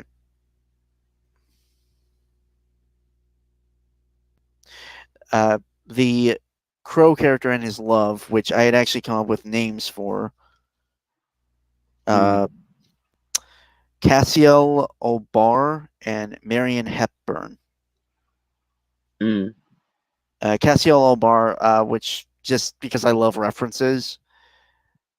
Mm-hmm. O'Barr, obviously, in reference, like his last name is reference to Jim O'Barr, who was the creator of The Crow. Yeah. And He does. Cassiel. He does this all the time, folks. Well, sorry if I want to be clever with names. No, it's fine. I am confirming for the audience that this is how your name scheme always works. And Cassiel is reference to an angel that is referred to as the wrath of God. That's not Cass. No, it's not Castiel. Cassiel. It's Oh, different. okay. Yeah. I was gonna say because it sounded like you said Castiel, and Castiel translates as under the cover of God. Yeah, it's well, to be fair, I was getting like multiple different but hold on. Yeah, angel yeah. Well, okay. Name means speed of God, leap of God, drawn together by God, and wrath of God. Hmm.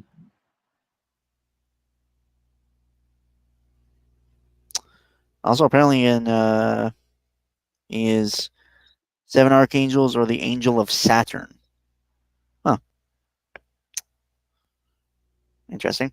It depends on which angelology you're looking at, but yeah. It's always confusing, but yeah, okay, yeah. Everyone does that for names. And Jonah says, I mean, I do that too. Yeah. Hmm. But yeah, it's kind of supposed to take. In a way, it's somewhat critiquing Hollywood with the movie a bit. Mm-hmm. So it probably would never be made. It might be now, given how Me Too happy Hollywood is thematically. Yeah, okay. So the whole thing was centered around the main villain would have been this producer. I wrote his name down. Todd Abrosio. Yeah. Uh, who did a casting couch situation with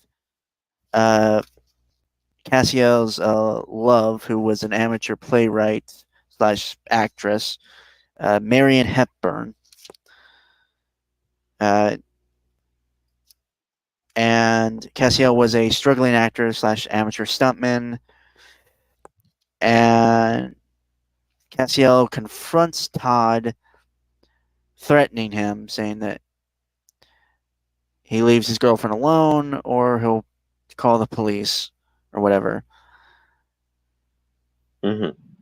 And the producer, and I'm not gonna lie, it in my mind, I kind of want to take Lev Grossman from Trop Thunder, but make him serious for Todd Ambrosio. Mm-hmm.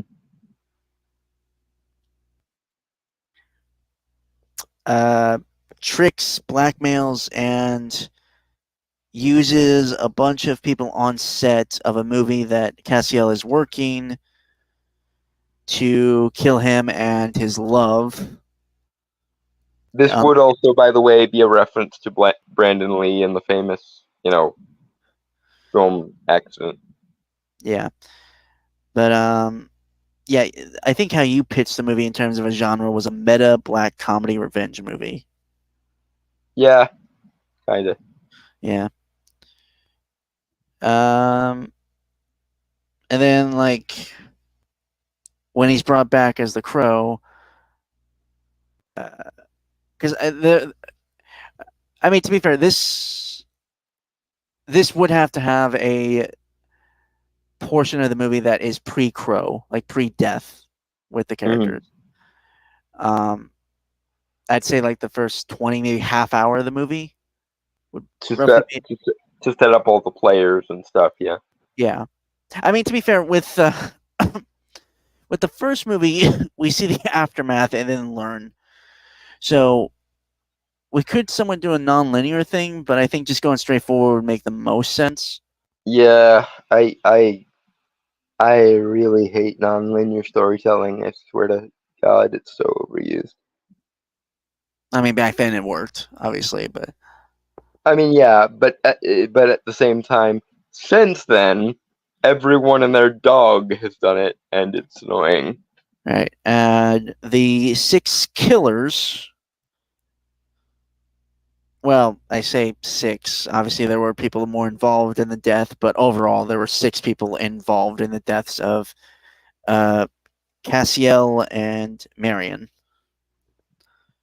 Oh, and Mhm. Marion Hepburn are references to major leading ladies. Well, not leading ladies, but 2 big uh, women that were involved in the golden age of Hollywood. I think the first name Marion is reference to the first actress to ever get a Oscar, Mm. and Hepburn is like the first female screenwriter, if I'm to remember that correctly. I think you might be flipping those because Hepburn is a reference to Audrey Hepburn. She wasn't a screenwriter; she was an actress. Well, humanitarian actress and stuff like that. But okay, yeah, I might have flipped those then. My bad. Yeah,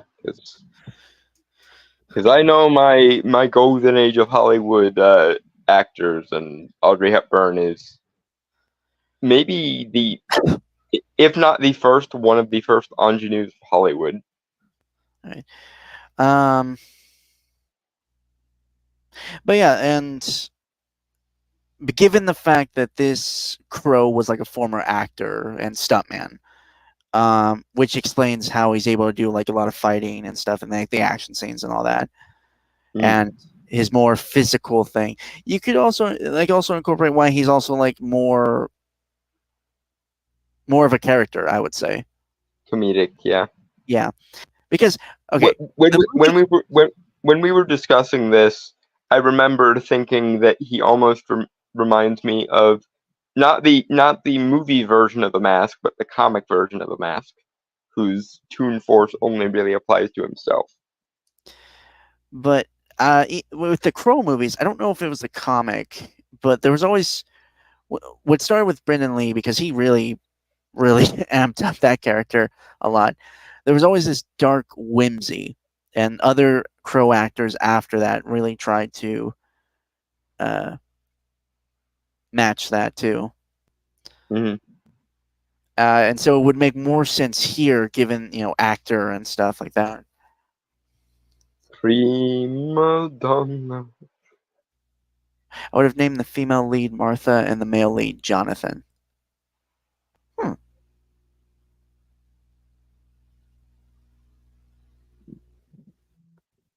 Anyway, Um, but yeah, and I think we even explained like that the costume the Crow wears is because we wanted a reference to the Skull Cowboy because it's such a. Well, I don't know if mm-hmm. I don't know if it's like an integral part to the Crow mythology, but it's just something really cool, and I hate that it was effectively cut out from the original movie. Like they actually had scenes and a design and like an Mm-hmm. actor for it and stuff. Granted, again, I understand because it was explained that those scenes were effectively just exposition, unnecessary exposition because a lot of the stuff we get told is told visually from the movie. Mm-hmm. So, Which is fair enough, but at the same time, some in an alternate universe where it was left in,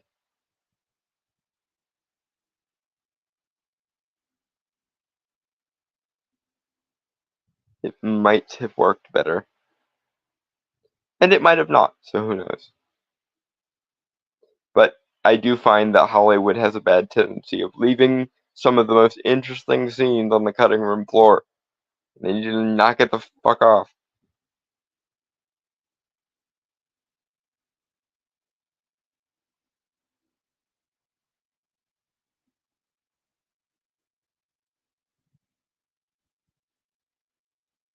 Did we lose your brainstormer?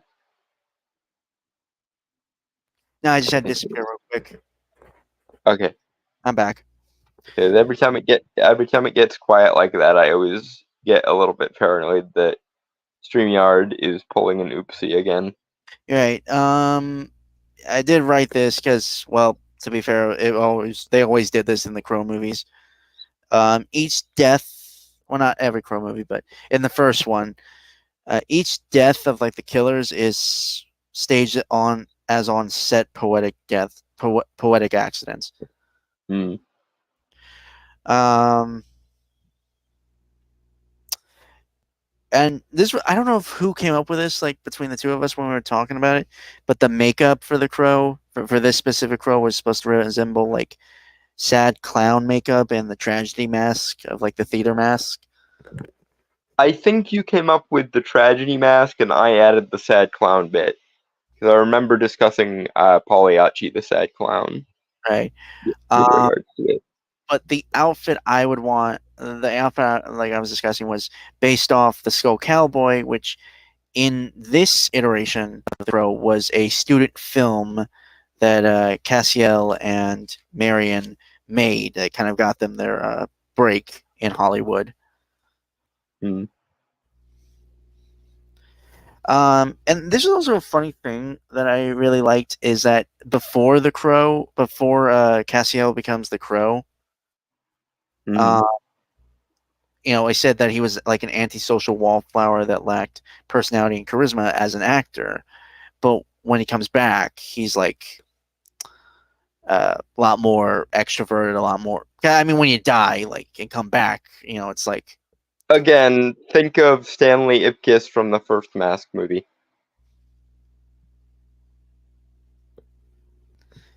But yeah,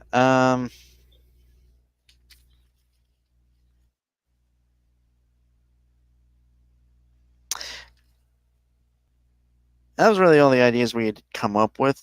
Well, also like the soundtrack, because the soundtrack kind of has to be really important to the Crow movies, Hmm. given how like not monumental, but iconic the original soundtrack, the soundtrack for the 1994 Crow movie was, Hmm. and for like the original, for this one, for like the original score, I wanted the soundtrack to be like an opera played through a theremin and remixed through a synthesizer, Hmm. just to give it both that grandiose feel, that more modern style, and also just that creepiness with like the theremin, right? Because there were Hmm. ideas like because we thought of like incorporating multiple like movie genres in like various scenes. Hmm. Obviously, like horror, I think was like a big like overall Hmm. tone setter. Especially Hammer horror, Yeah, yeah. because that leaves so much room for badass murder scenes.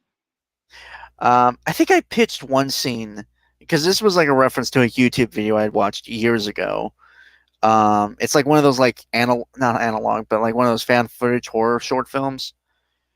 Hmm. Uh, where these kids in Britain get lost on a back road of England, and I just remember the last scene of it was it's because it's all told from the perspective of a single camera, right?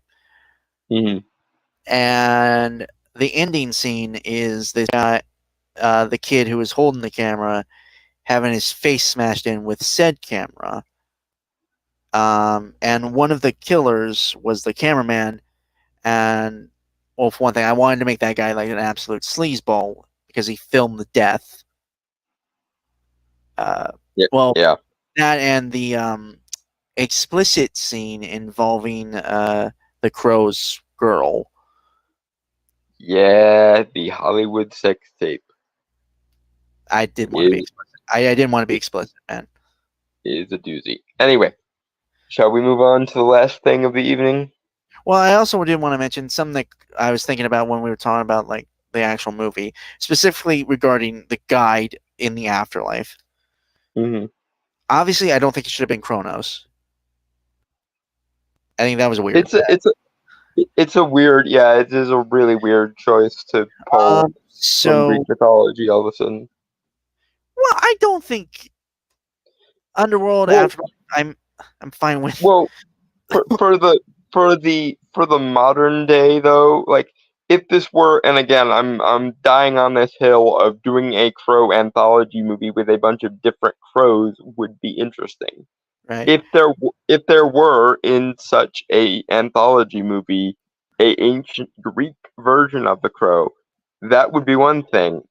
But given that like the guy makes a deal with the demon and it is supposed to be at least ostensibly the Christian hell we're dealing with, it doesn't really make sense for a Greek god of time to Yeah, I be the one honestly, who if presides it over it. to me, sorry, I don't. Sorry, I don't mean to. To I think it would have made even more sense maybe if it had been either Hades or Thanatos. If yeah, if we're going with that's what I was gonna Greek. say. Like if we were going Greek, Hades or Thanatos would have made sense. But I also looked up gods associated with crows. If we were to Mm, another god, do another god of like the dead or something, mm. the Morrigan. The Morrigan could have worked. Because I And mean, okay, Eric Draven. Okay, if we're still sticking with Eric Draven as the character's name, mm, uh, Draven is that? Hold on, Child of the Shadows is what that means. in Irish. In I want to say it's I don't think it's Gaelic. No, it's Scottish. Yeah. Well, multiple origins and meanings. There is a Scottish and Gaelic. Okay. Uh, So okay. but anyway, here's Okay. Hold here on. This is actually interesting. Sorry, I don't mean to. Because I'm looking at different other. Okay, so for Scottish and Gaelic, the name comes from the word. Well, I'm not going to pronounce that word, but it translates to hunter. And in Old English, it means defender of love. yeah. And here's another fucked up thing. If we wanted to go with the Morgan, what if she takes the form of Shelley? How You, how ba- you were how badass slash fucked up would that be? an asshole. Am I wrong? Am I No, wrong about how badass and yet fucked up that would be if she you're not took the wrong. form of? Okay, you're right, but you out of line. This Okay, is fair. yeah. This is entirely fair, but But one, I do think it works, and it does save casting another actress, I think, and it allows the actress playing Shelley to play another character. To especially if we wanted to make Shelley the like virginal, the sort of virginal aspirational save the princess figure, and then we let the actress go like the whole ass opposite direction with the Morgan because goddess of war, winter, and death. yeah. So she wouldn't. So yeah, and I mean, okay, Eric Draven. And Eric, I mean, to be fair, that comes from somewhat I think Eric has a lot of different origins in terms of name. I believe it's Scandinavian, but don't quote me. I'm just okay. I'm gonna look it up because I'm curious. That's Yeah, that's okay, yeah, Eric with a K though. I don't know about Eric with a C. I mean, to be fair, it could just change over time, And it So did, but yeah. yeah, But I uh, believe Eric is Scandinavian. Old Norse. So yeah, Yeah. you're pretty much right. Forever ruler, always ruler. Although Also, and again, I don't know why my brain is manufacturing ideas a mile a minute here. Um, do you remember the Fall of the House of Usher show from Netflix? you only gush about it every few times, whenever you get a chance to. So Yeah, but remember what they did with the Raven in that show? How she's kind of all these different like death goddesses and none of them. We could do something like that because if you wanted to tie in the Scandinavian route, um, that gives the opportunity to go Freya if we want. I'm just But pointing out the fact that his last name is somewhat of Irish or Scottish Gaelic origin, so he technically would have Irish or Scottish, plus more so Scottish ancestry. This is also true, but if we So wanted to, I'm just pointing that out. That was where my yeah, idea was, because he's technically a child of the. I don't know what the classical terminology, like the description for Ireland or Scotland, is. um, the Emerald Isle for Ireland. I don't know for Scotland, but there's also the potential if we wanted to play a bit with the meta thing. What if Eric Draven is his stage name?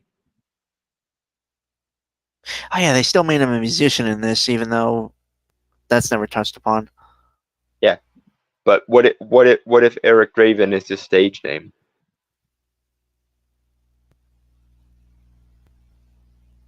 It would be a fairly minor detail at best, but if we're truly kind of leaning into the trials and tribulations of like old Hollywood, why not?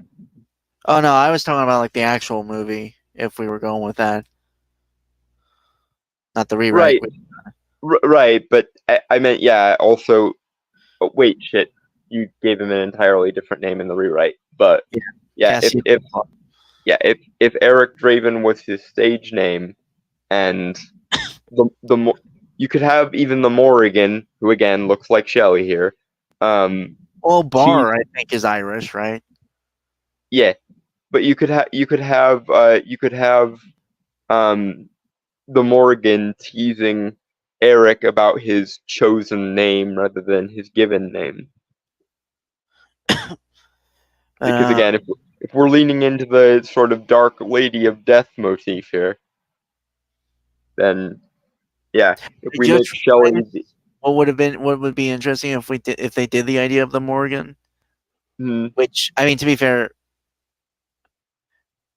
if we had the guy, if we had the main antagonist have a deal with the devil, which the fact that we don't see the fucking devil is fucking infuriating to me, because yeah, the ambiguity of it is annoying because especially with Kronos all of a sudden being involved, it's like, okay, which cosmology are we doing here? Are we doing some kind of universal where everything is kind of real? Because I mean, I lean that way. I lean in the everything is true kind of category. oh yeah, no, But that makes most sense. But I'm but my point being is, like, this would be too effectively, I don't know, I wouldn't say they're pawns, but they're pieces on a chessboard against two supernatural entities. okay, so here is yet another idea vis-a-vis the Morgan. What if her motivation for sending Eric back is because Vincent made a deal with her and broke it?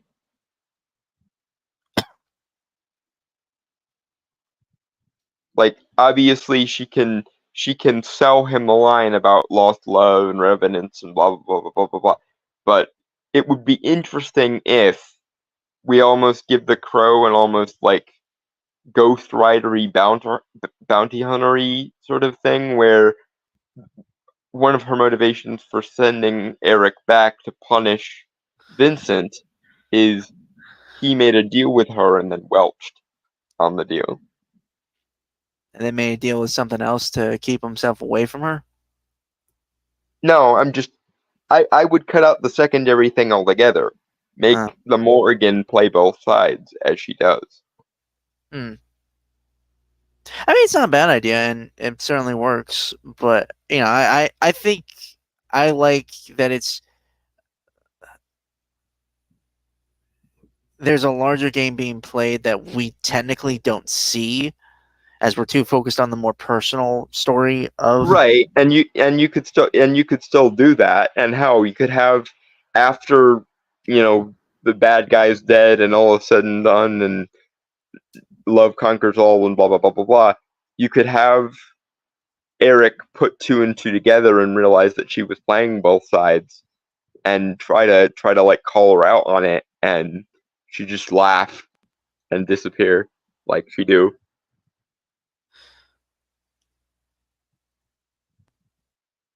I also just realized, more than likely, to make it most sense, that she would have the crow makeup on in some form or fashion.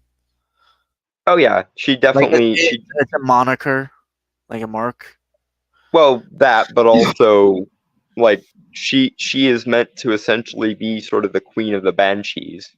So go going full banshee mode, and if she's taking the form of Shelley, who is dead in this instance, having her be essentially dolled up like you would be dolled up for a funeral would be interesting.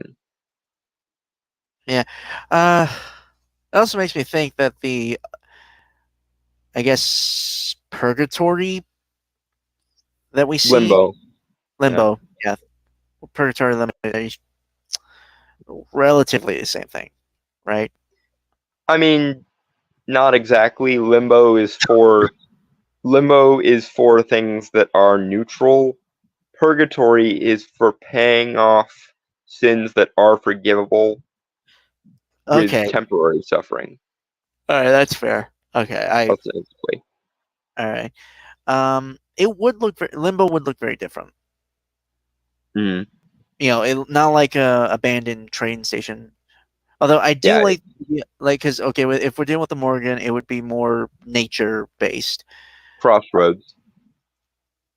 I would say Crossroads with a mix of. I do like the idea that it's an overgrown. Like, to be fair, it could be that that's how he perceived it. You know. Well, that's true too, but um, yeah, the Morrigan would probably be very like Crossroads and Grove oriented. So there'd be like old gnarled willow trees all over, and they'd be meeting each other in the center of a crossroads. And like if we're going with the classic imagery, and how ost- ostensibly you could actually even have the Morrigan take multiple forms because she is sometimes a triple goddess. So you could have one actress for her when she's Shelley, one actress for her when she's Shelley as she was when she was younger, like a little girl, and then one version of Shelley that's like an old crone of what might have been. Because Hmm. again, if we're doing the 3-in-1, then why not? All right. John Arndt, the original Limbo is nothing. You do not exist at all. That's that's not limbo as it is typically described is a straight up neutral place.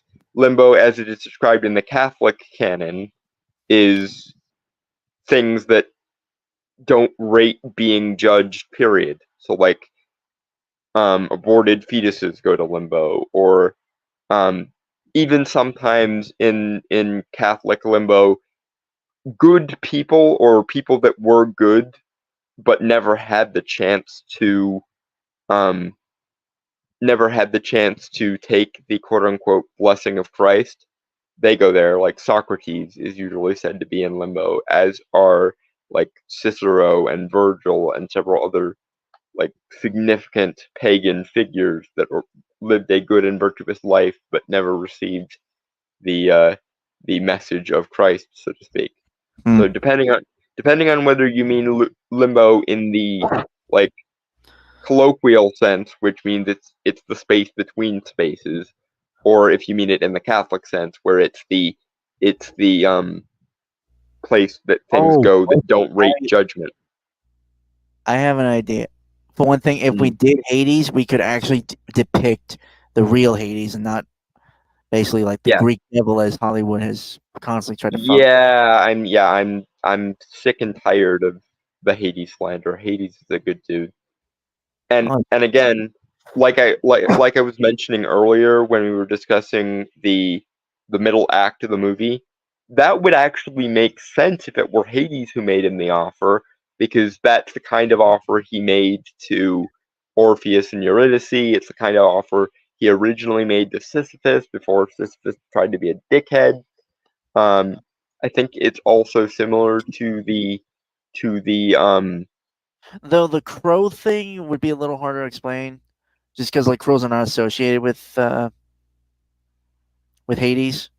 I mean, No, aren't I looked it up. Apparently, crows are related to Apollo for some reason. okay, In, that in is a Greek. little bit weird. Okay, 'Cause so hold on. Let me look this up.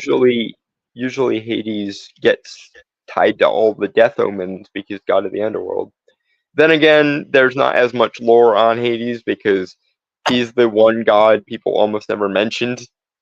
Okay, so in Greek mythologies, crows are associated with the god Apollo and are said to symbolize prophecy. Also considered to be messengers of the gods to the mortal world. Yeah, that's fair play, I guess. That actually surprises me that Hades isn't known to be associated with crows because So maybe Thanatos usually make the most sense.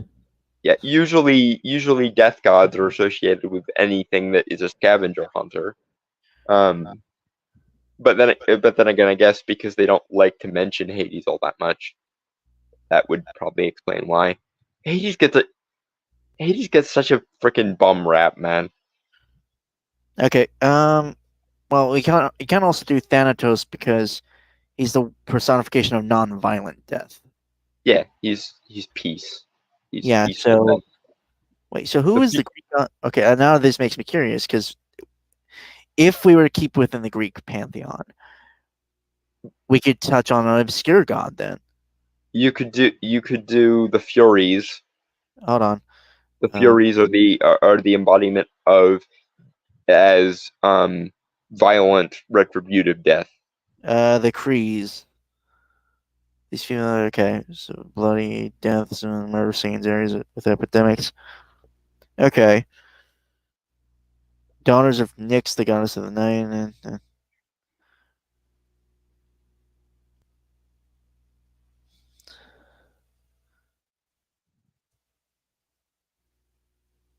Because this is kind of the first time I'm hearing of it. Yeah, Female, yeah. female death spirits personified by death and were drawn to bloody deaths on battlefields. Goddess of death or doom. Although it does say carvers of blood or cravers of blood and feast upon it after ripping a soul free from the mortally wounded bodies and sending it on their way to Hades. Mm-hmm. Anyway, we've got to get off of this sooner or later because we still have the Sonic trailer to do. To be fair, we've only been at this for like about 2 hours, so This is true. I just it's still relatively early. I was just like, I'm just saying, like, if we were to really try and think about play this, with because the Greek imagery a little bit. yeah, but also I do want to talk about like again, there are a lot of good ideas in this movie, and if we really sit down and think about it, I think we can use the ideas and make something better here because it has potential. And again, I always say this is my catchphrase here: there are no bad ideas, only poor execution.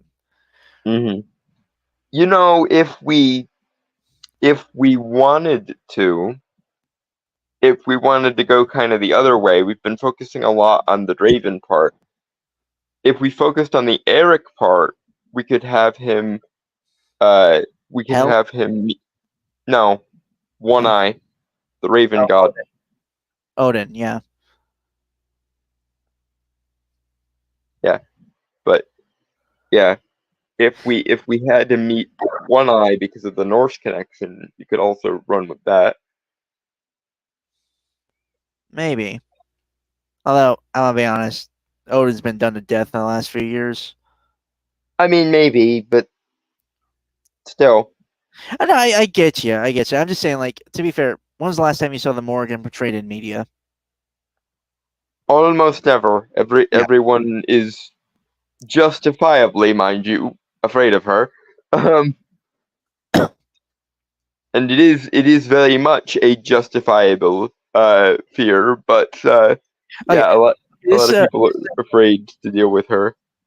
Although, in fairness, I think a large part of it is just a lot of people don't know that much about Celtic folklore in the first place. which is a shame because you and I have done like research for a project, and it's really interesting. Like really Yeah, Celtic folklore is really freaking awesome. really interesting. Yeah, Um,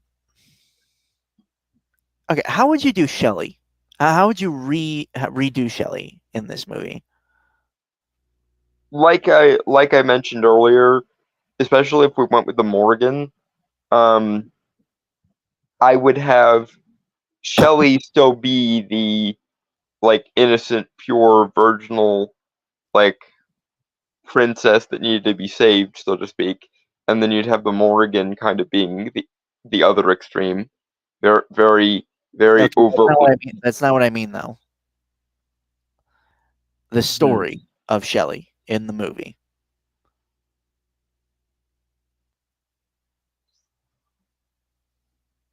I don't really know how to like because I wouldn't. I think the first movie handled it well in the sense of she's supposed to be more of an idea than she is a person. No, okay, no, I mean with what is given in this movie, 2024, if we had to make her a character, how would you go about that? I don't know. I have no ideas in this front. Right. Well, for one thing, I think obviously cutting down on their meet cute in rehab. Hmm. Because I would keep it that they were both former drug addicts. I would say that they were past that, Mm. mentioned and stuff. Maybe like a few years. Just again, because it's weird because I don't, for one thing, I don't think it's ever mentioned or displayed how long they've been together.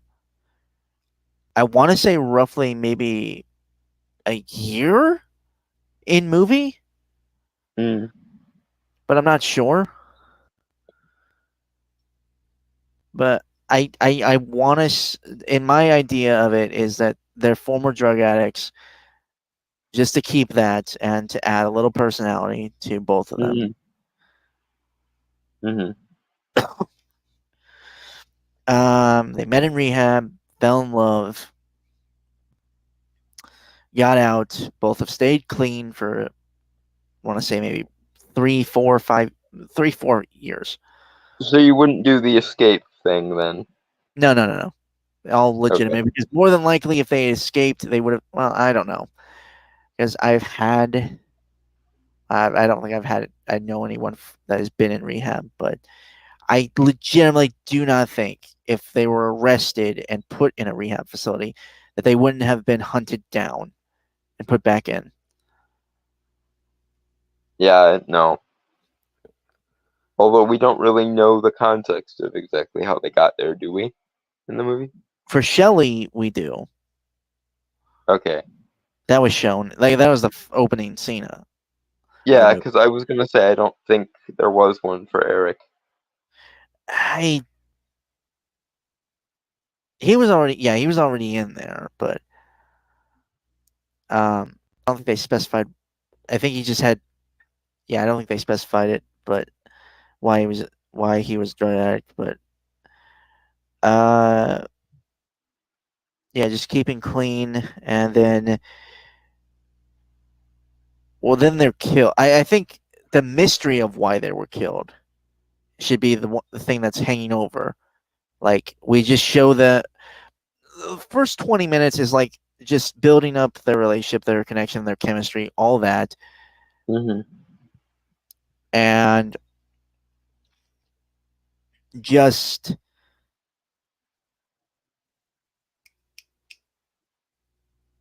and then they're killed with no real explanation why. Mm.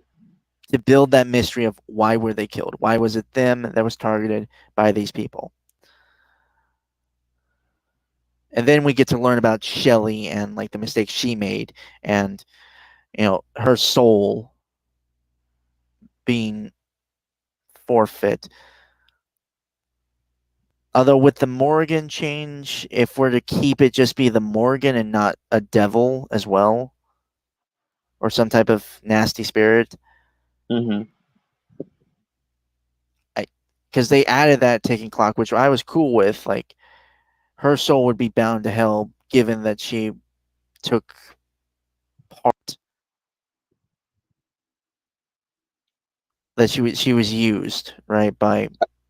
Yeah, I think the Morrigan would use um would use Shelley's soul as a motivational bargaining chip. Like, do this for me and I will give her back to you, kind of thing. What about the second chance thing? Would that still be an option, or Hear me out on this.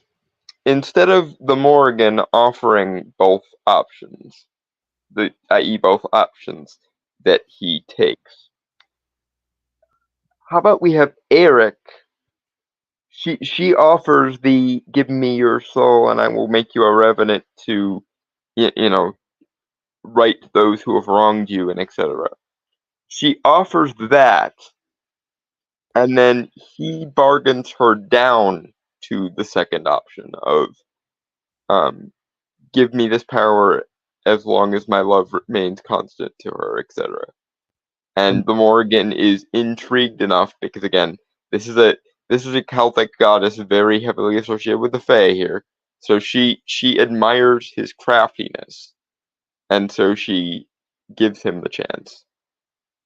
And then when he fails in the first case, then he offers to take the deal that she originally offered.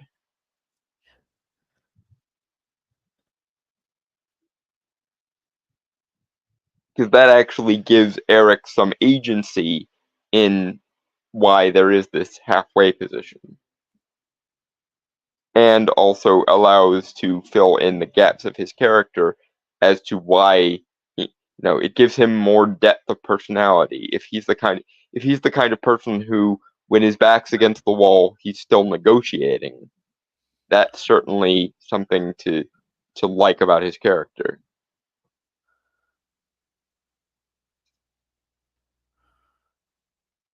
And it allows us to see the kind of, again, Fey adjacent craftiness of the Morrigan. Like, I admire, like, the almost like I admire your courage, mortal. I will indulge you this once, kind of thing. also why not make one of the crows to be named Kenny because of how South Park has him be? He's more like the crow than not. I mean, that would be funny. Yes, that Yeah. would definitely be. Like, I almost want to save that for like a parody of the Crow, if it ever became big enough to justify a parody. That would be fun. I I'm honestly kind of amazed that South Park has never made that joke. And the crow's kind of niche, I'll be honest. Yeah, but they're the kind of geeks who would be in that niche, is the thing. Um. Also, yeah, I just looked on Discord and I saw. So, um, I saw those stat sheets. I'd have to look through all my characters because I'll be honest, Jonah, I've made a lot and look through the stat sheets and figure out where they all place. Yeah, I don't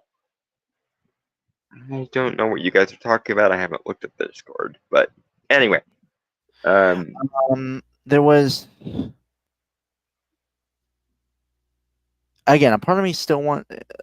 Okay, if we were still play with, because multiple supernatural entities, I kind of want to still have in this Crow movie hypothetical. I guess the question is, what demon would make the most sense? Uh, for the deal. If we're not to have the Morgan be the one that made the deal with Vincent, but Yeah, but I would really prefer that she's playing both sides though. So the problem is demons don't fit well in Celtic cosmology because that's not really a thing in Celtic cosmology. Maybe like at maybe Anuvin, the Celtic god of the underworld, or Auron, I think is how it's said. Auron. If we're absolutely supposed, like, even then, I would almost play it like Sebulba and what's the woman's name in Santa Book of Muerte. Life, Santa Muerte. Oh Yeah, my God! Really? You forgot that?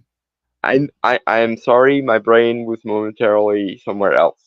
But yeah, I would almost play it like a Sebulba versus Santa Muerte thing, and less of a oppositional arrangement. All right. Um. Again, Okay. kind of A the bit, gods playing with mortals as bargaining chips, kind of. fair enough. Um. Yeah, it could work. That's actually also a big question. Would you have the Morgan appear in the realm of the living as well, or just remain in the limbo? Remain. I would just have that be her realm. Okay.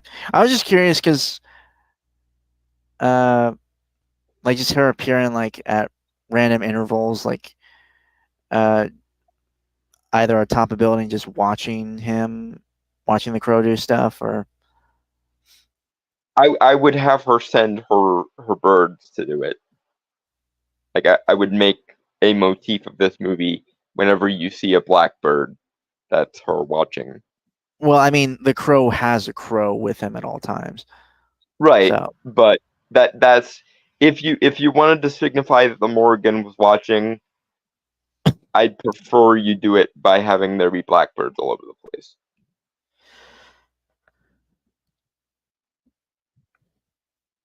right. Um, I think we're both in agreement. Opera House is like the third act, right? Yeah, that those two need to switch. There needs to be a second act. Let's try and talk this out scene, and then have the no holds barred fuck you scene at the end in the opera house. Right. So I do have a few ideas of that, but I think we can also agree like we gotta make the henchman of Vincent a lot more memorable. Mm. I don't know how you do that. I mean, the guy with the golden tooth that gets beheaded in the opera house, which okay, that guy that death was super shocking to me on the fact that the motherfucker after shooting the crow multiple times Hmm.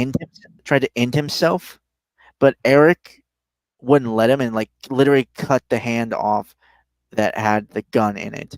Like he like you don't get the easy way out before the motherfucker gets beheaded. Hmm.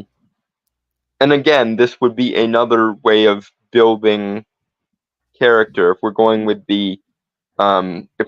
my idea of she offers him the just straight up crow contract first, and then he bargains her down to the love based one. That would demonstrate that Eric does have kind of that sort of not meta aware, but like he thinks on his feet a lot, and he plans things ahead and so on. Good at improv, I guess is the best way of putting Yeah. it. Yeah. I guess this is also an interesting question because obviously he would falter when he finds out about Shelley. Because I And that, think yeah, which for the record in this hypothetical, we would also find out about Shelley, not before. right. So that it actually has an impact on the audience. Yeah. And then, of course, the Morgan shows up and goes, "Well, I let you try things your way, mortal. Time to time to go and be dead." And then, of course, at the very last second, Eric screams something like, "What about the first deal you offered me?" And Or then my soul for hers. If we're keeping with the movie, like he offers to remain in the land of the dead so she can live again, or the limbo, whatever.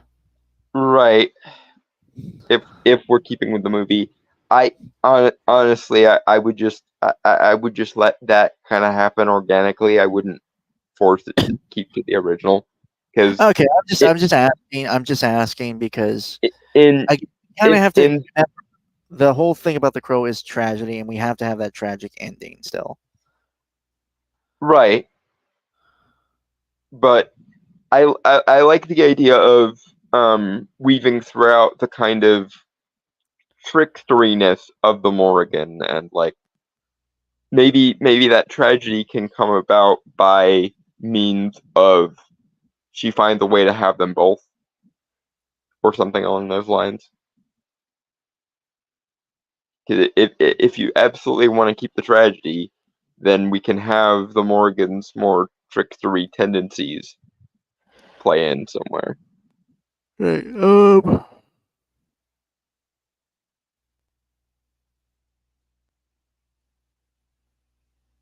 So Opera House, I had a scene. One thing, Vincent would be there instead of being at his house. Yeah, because So that made no fucking sense. that served no purpose whatsoever other than to add another 10 minutes onto the movie and literally blue ball the audience. Right. At the opera, and if we're to keep the powers he had, which were to like influence the minds of others, right? Mm. What if he uses it on the unsuspecting audience members in the opera house to make a mass of a slave army, basically Thralls. thralls, whatever. Thank you. Um, to attack the crow, and these are innocent people. They're not the like. What if you Mm. nicked the bodyguards or the security or whatever they were, Mm-hmm. and just have it be like all the opera goers and Yeah. and the actors and singers and stuff. Kind of a, I know you can't harm the innocent, so here's a bunch of innocent people to fuck with. Yeah. Yeah. So I guess the question would be, would Eric still kill them even though they're just being puppeteered and used as effectively meat shields? Well, the interesting thing about this is if we make it so that he can't harm the innocent, he actually has to find non-lethal ways of incapacitating them, Which is because kind of if not, which is kind of the opposite of the crow, in a sense with this, but yeah, story wise, it makes the most he, sense. yeah, he'd have to find a way around killing them, because the the part of the bargain is you can't harm the innocent, only the guilty, only the unjust.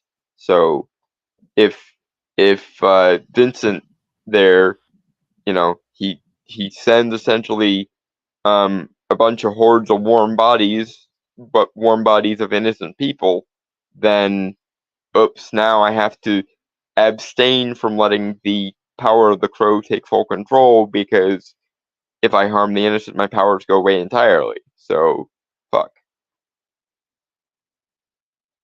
Yeah.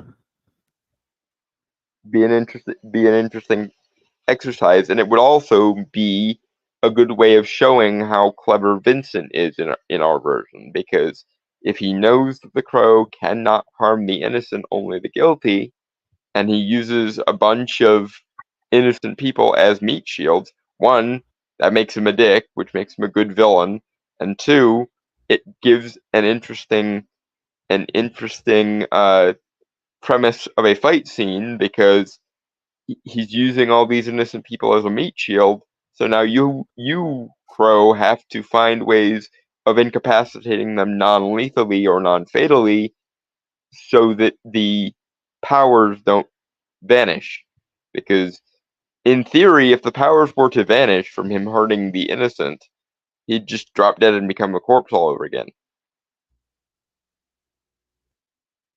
So he'd have Yeah. to be very careful not to harm anyone any more than just to incapacitate them. Otherwise, his powers will suffer for it.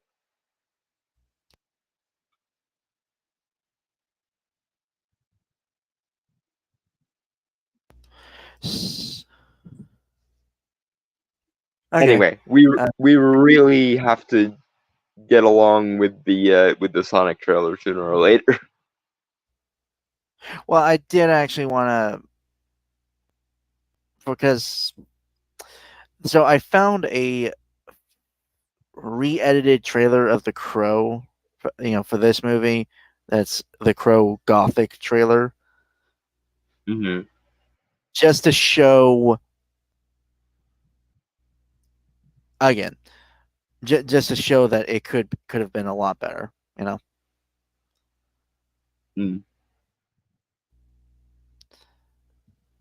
I'm not. For the record, I am not trying to stop us from watching the Sonic trailer. I want to talk about that, but I just have a lot to say about The Crow. Hmm. Just give me one sec to set that up. Also, I think this is a fan made poster. I'm not sure if it is or not, but it's a good fucking poster. While you're setting that up, I will be right back. I have to go to the bathroom. Okay.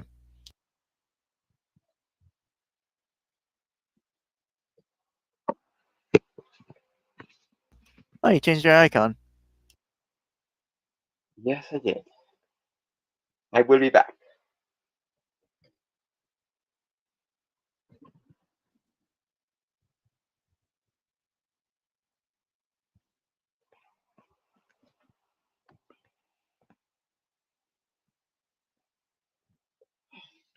If I can move enough, because I have to go east of that. I hate when that happens. Oh, fucking hell. Okay. Now I will be back.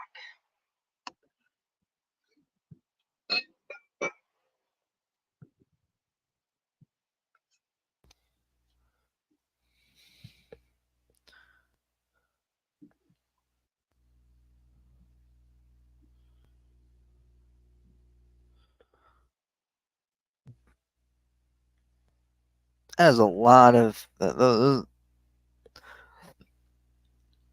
a lot of stat sheets, Jonah. I respect it.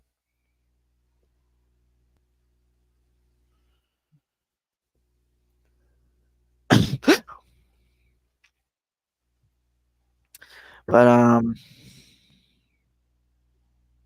yeah, like I've said a couple times, a lot of interesting concepts in this movies that I feel like were not greatly expounded upon, or unfortunately weren't given the proper time and payoff that I think they needed or deserved, which very much frustrates me. Um, because it's like I see what they were going with for those ideas, and I just wish there was either they were given more time to explain it or do something with it.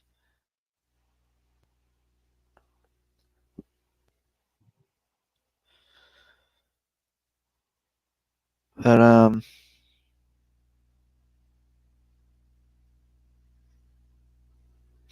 wait a minute. Okay, so now I'm curious about something. um,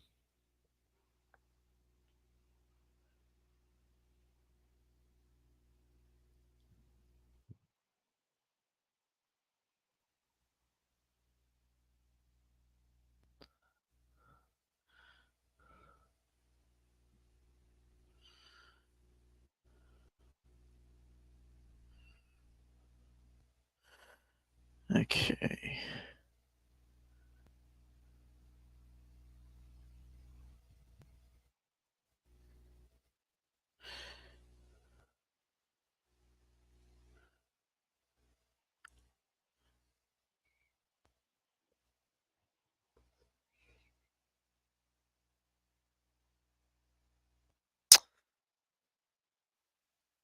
Okay, I'm gonna talk to Dalton about this because The main villain's name is Vincent Rogue.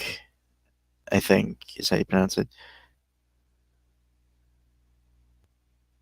That could that couldn't be his. Might not be his real name, but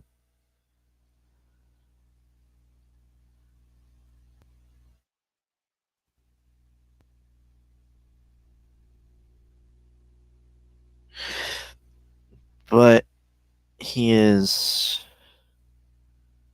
Vincent Rogue would have had. Trying to look this up here. Okay, so no, it is Celtic. Okay, okay, because I was worried that okay, if we were to do him, okay, so his last name is Rogue, his first name is Vincent, which is Italian. Well, it comes from the Latin word to conquer or prevail. So relatively, he should be. I think it said like he's only been around for a few centuries.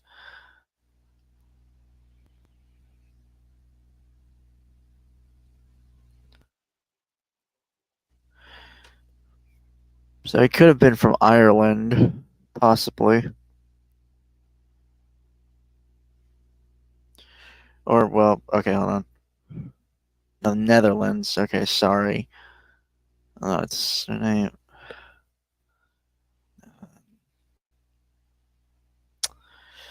It's confusing the fuck out of me.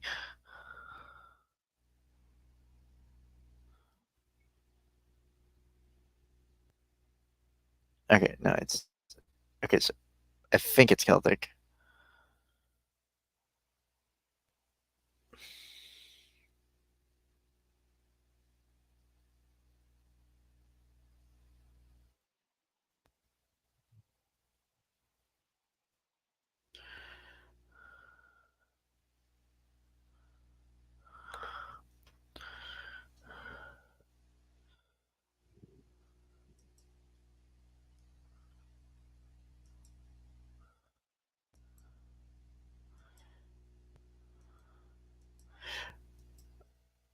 Actually, I'm curious, Jonah. Have you seen this movie yet, or not?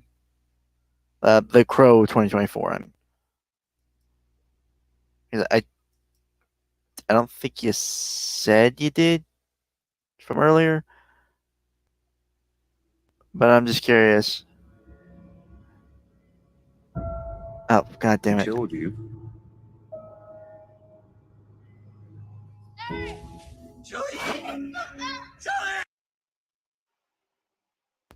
I don't know why this fucking thing does that.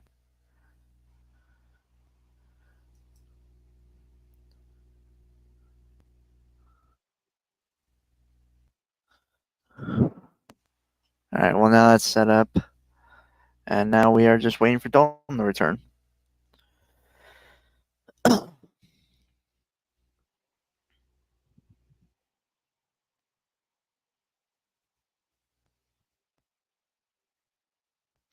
Well, you know what? I will read something while we wait for him because I cannot sing for the life of me. Okay, hold on, hold on.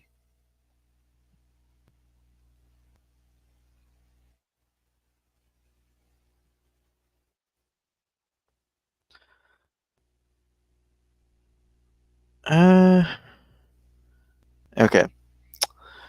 So this is Beautiful Stranger by The Devil's Carnival.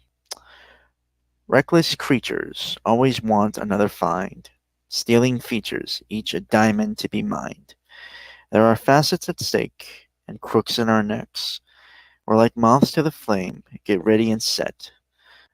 Now tarry no longer, let's burn one another. We're one and we're twain. Now let's play a game.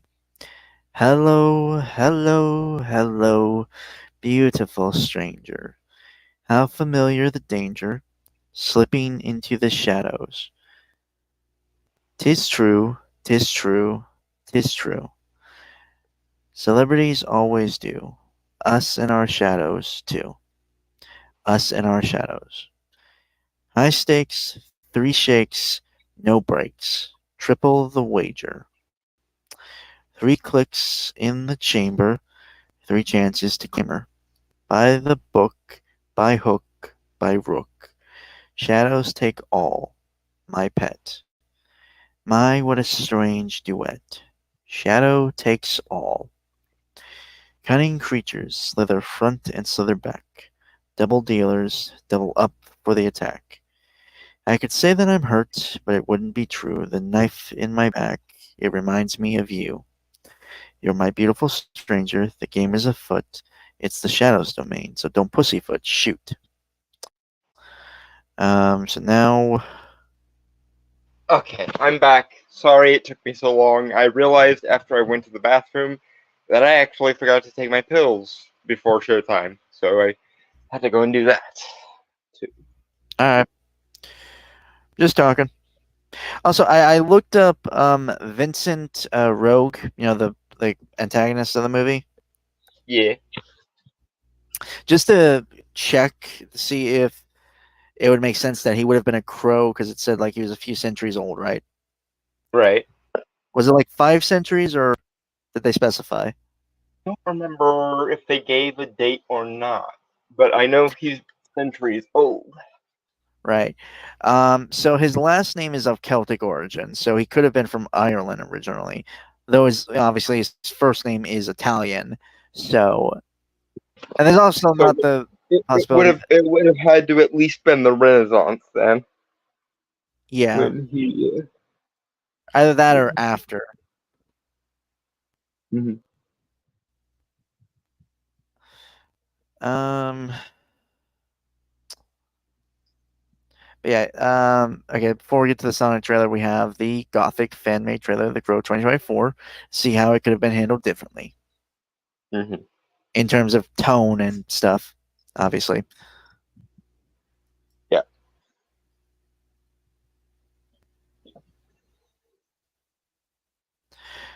Was there anything we came up with the Crow, or are we just doing Banana? I think we just did banana. Okay. I wasn't sure. So Banana. Banana.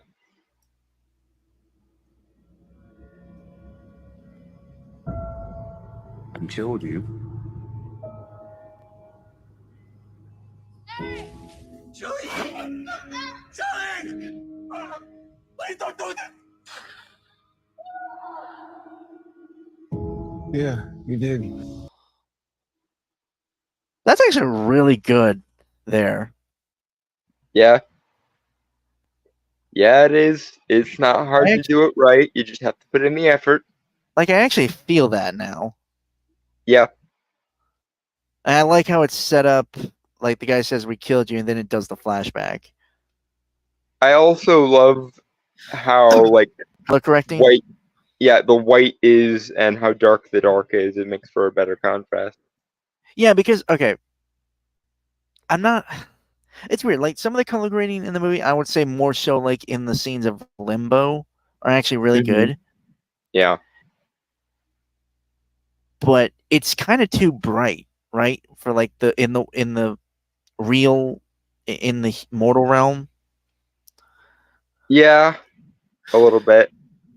Because I mean, if you're going somewhat like dark and gothic, like they were trying to do, Yeah, go there then, yeah. yeah, I mean, Actually do the thing if you're gonna do the thing. If not, then don't do it. and the music's helped too. Like it really sets against, like the tone is here now. I'd say. Mm-hmm. All right, shall we? Banana. Banana. People once believed that when someone dies, a crow carries their soul to the land of the dead. But sometimes, something so bad happens that a terrible sadness is carried with it, and the soul can't rest. Then sometimes, just sometimes, Okay, the Limbo actually looks a lot cooler. I think with how Yeah. like high contrast it all is. It's almost like stylization is important or something, Hollywood. Take notes, please. Also, I don't know if anyone noticed this song. Also, respect for using the origination Mm-hmm. Just because, well, one thing, I think it sets up everything pretty well in terms of like how it all works. Mm-hmm. But also, it's just a nice little wave of nostalgia there. Mm-hmm. So it serves a purpose while also being nostalgia baity, I guess. Well, I mean, it would be nice if the occasional remake acknowledged, the fact that it is a remake, the fact that it isn't like the first time this has been done. Yeah. It's almost like the old school version might have known what it was doing a little bit more than this one did or something. Anyway, but I know. Uh,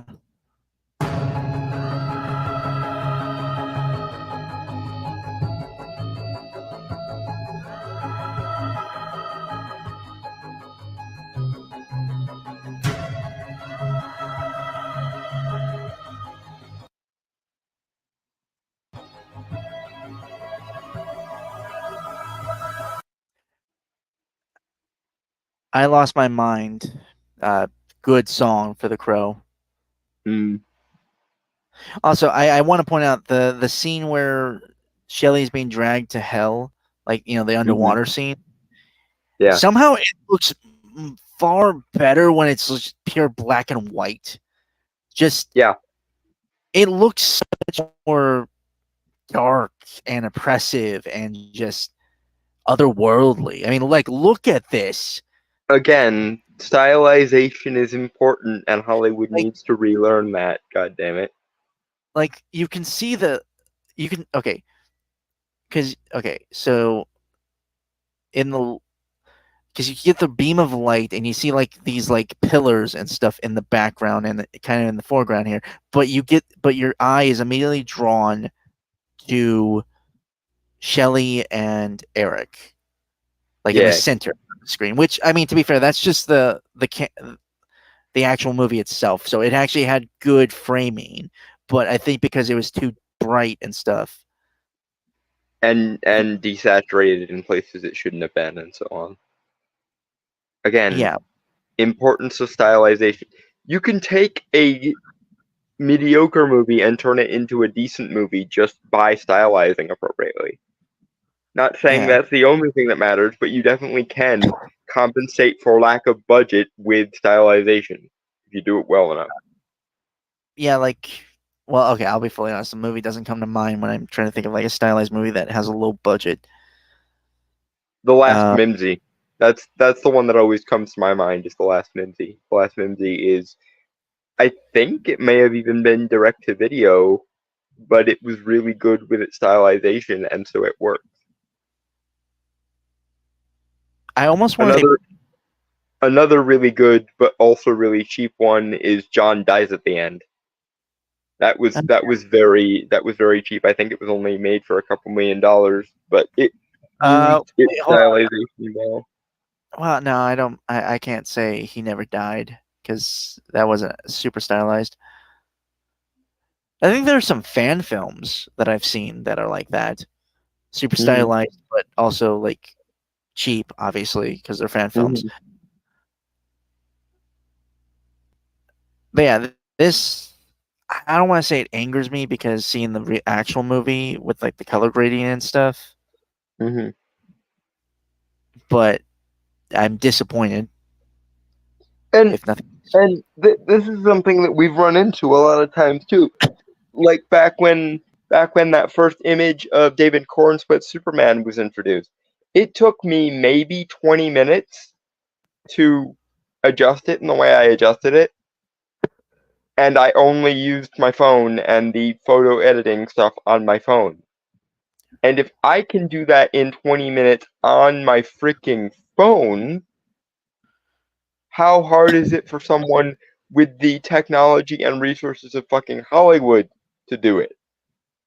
I mean, to be fair, they actually use Adobe Premiere and stuff, so it's not that Yeah, high tech.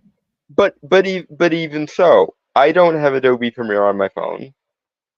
I do have like a collage maker function, but none of that none of that is relevant to editing things. Like the main tools I use to edit pictures are the ones that came like factory installed on my Google Pixel 3. So Oh, like I'm sorry. I just realized something else I didn't bring up when we're actually doing the review of the Crow movie. Mhm. They didn't when he became the Crow, he was far too serious, right? Like Bill yeah, Skarsgård, there was no mirth in it at all. It was just stoicism. which I mean, to be fair, given well, no, This is I mean, supposed this is supposed to be like a musician and an artist and one who allegedly had a history with drugs. You'd think he would have at least some abstract imagination at that point. yeah. All right, shall we? Banana.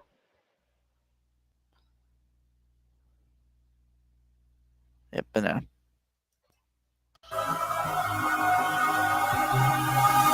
We have a problem. He came for us.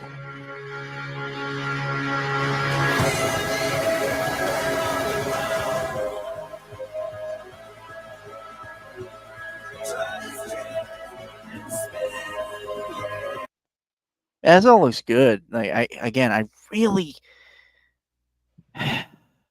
Yeah, no, it is. It's very annoying that, and this is another trend that we always see, and it pisses me right off. Usually, the difference between something looking bland and miserable and empty and annoying, and something looking stylized and interesting and intriguing and cool and good, is one or two passes with photo filters. I am not even joking. In 20 minutes, 20 minutes to maybe a half an hour, depending on how much fiddling I feel I need to do with a picture, I can take something from the most bland ever to, at the very least, serviceably interesting. And I know that if it takes me 20 minutes to a half an hour, it's something on my phone, it's something that someone with an actual Adobe Premiere and other, editing tools that you would have on an editing computer could do it in maybe 10 minutes, and it would probably look better than mine. So, like, it, the really infuriating thing is not that they don't have the resources to do it, it's that they simply don't take the extra 5 minutes to take something from looking bland to looking good. And that annoys me.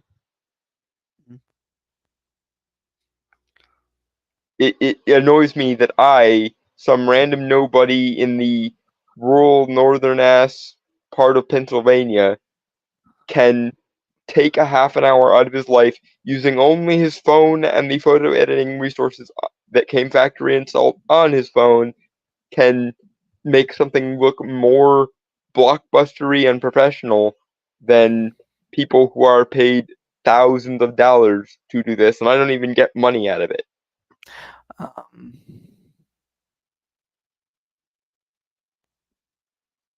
Yeah, I got an banana. Shall we? Banana. Banana.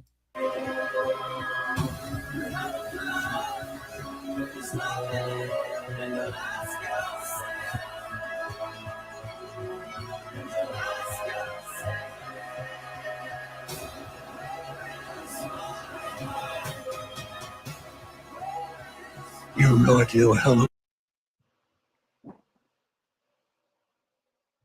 That is so odd. Like, I love how it almost looks like a metal cover, like the cover of like a metal album. Yeah, I also want to point out again. There's a lot of really interesting storytelling in the editing here. Hmm. Although I think this scene was in the movie, it just doesn't. Hmm. I think it's just with like the color correction and stuff. Yeah, again, a couple Like, of passes with editing tools can make a bad movie into a decent movie, and a decent movie into a great movie. right. But the scene here with Eric like touching the window Yeah. not the window, the drapes, Hmm. and then getting the flash of him and Shelly like playing with those, like kissing and stuff. Like it's a bridal veil over her. Yeah. And okay, hold on. Oh no.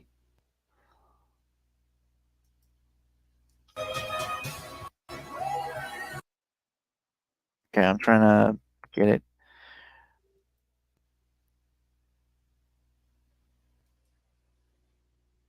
It's like a flash, but the goldenness of it all feels a lot Hmm.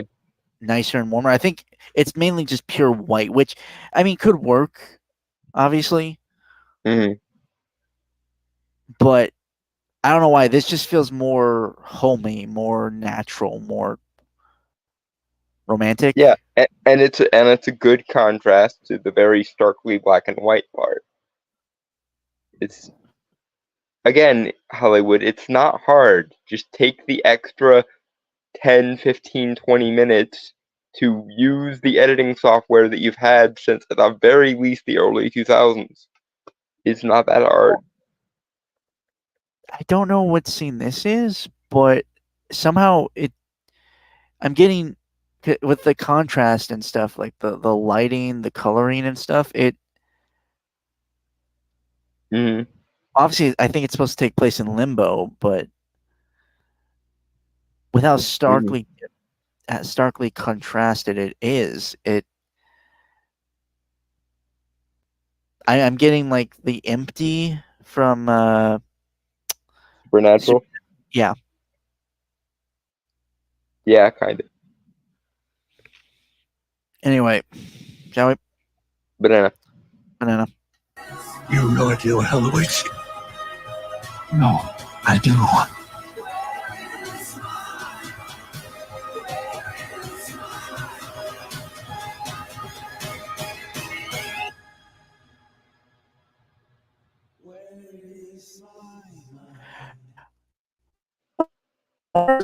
Much more apt for Crow getting off and how much trouble with their minds, like memories and stuff Hmm.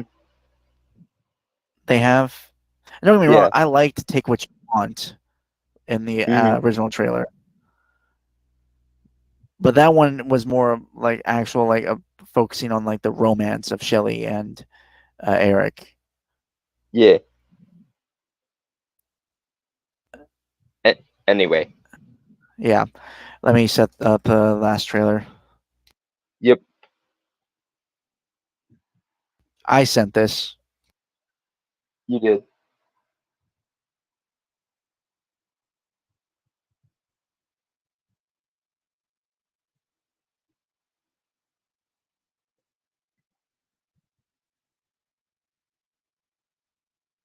Another good song for The Crow might be You Can't Always Get What You Want.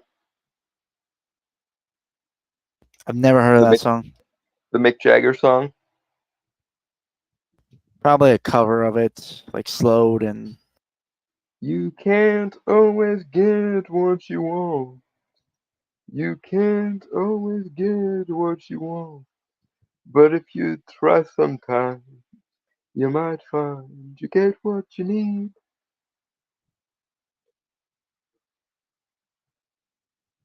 No? yeah, definitely definitely like a slower, somber cover of that.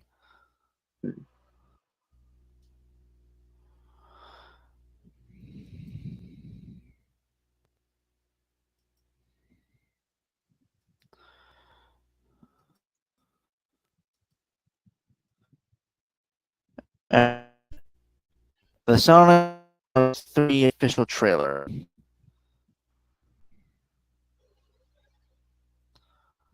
I really like Um, I really like the Sonic movies.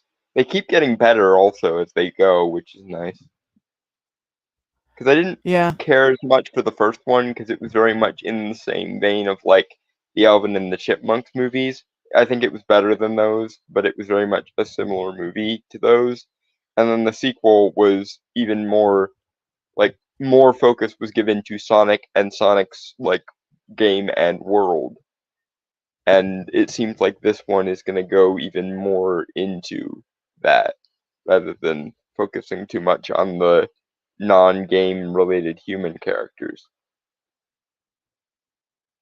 And we've lost Brainstormer. I could tell that was going to happen as soon as the buffering wheel stayed around for too long.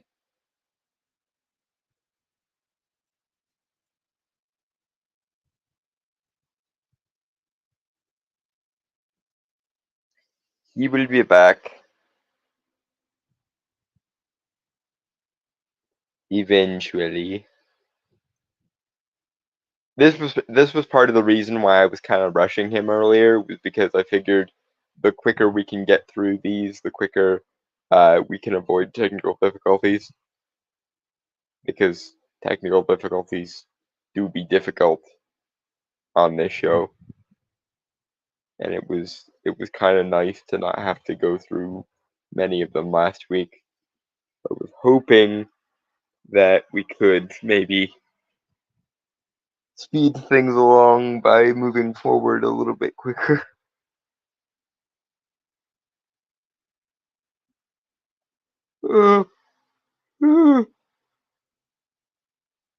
Oh, guess it didn't work.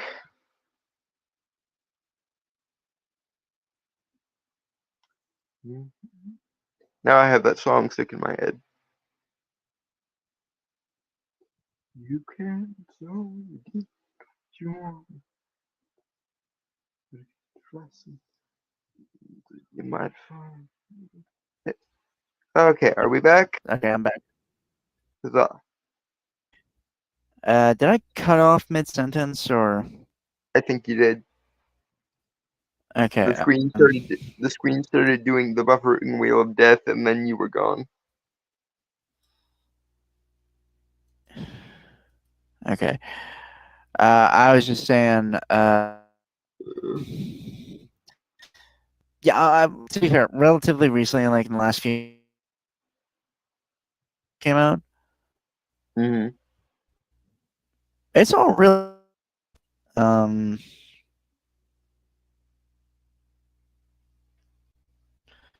So it's just impressive, you know.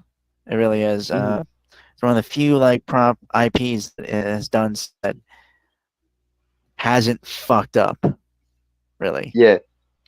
Mm-hmm. Okay, let me. They even This got first- better as they go, which is nice. Yeah, I don't think that ever happens, or rarely. Yeah. Shall Anyway. we? We shall. Sonic related food. Chili dogs? I was gonna make a That's chili reference. dogs.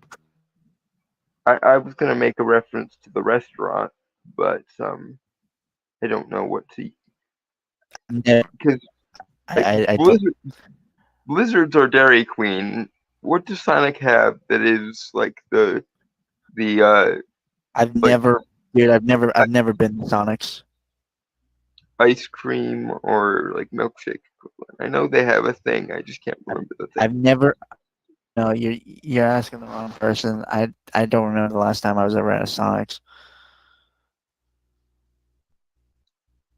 Yeah. In absence of anything better, banana. I'm gonna say chili dog because Sonic the Hedgehog loves chili dogs. I'm pretty sure that was included as a tie-in to the actual restaurant chain once upon a not so very long ago. I don't really care. Chili dog. Sonic, you finally found your family. I know it hasn't always been easy, but you didn't change who you are. In my lungs. We're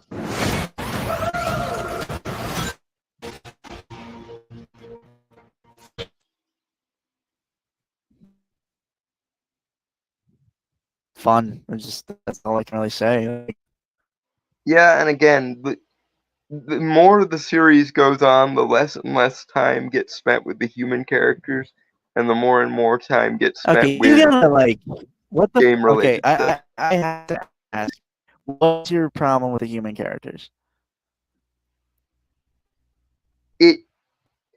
It's a really bad formula that got really played out in the mid 2000s with the Alvin and the Chipmunks movies, with the Smurf movies, and so on.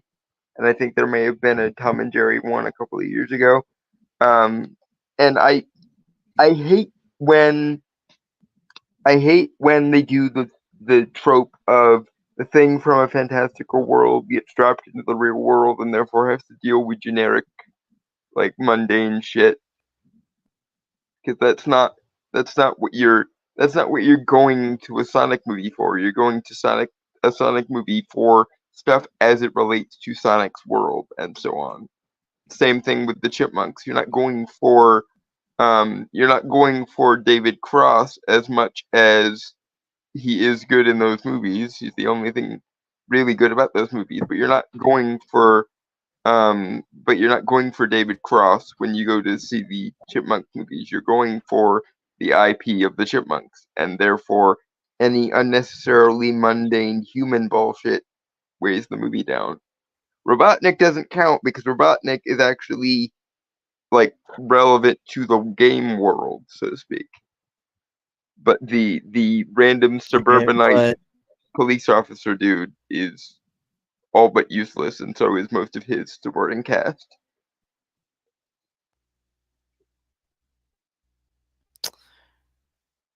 Acts as a father figure for Sonic, a moral center for him.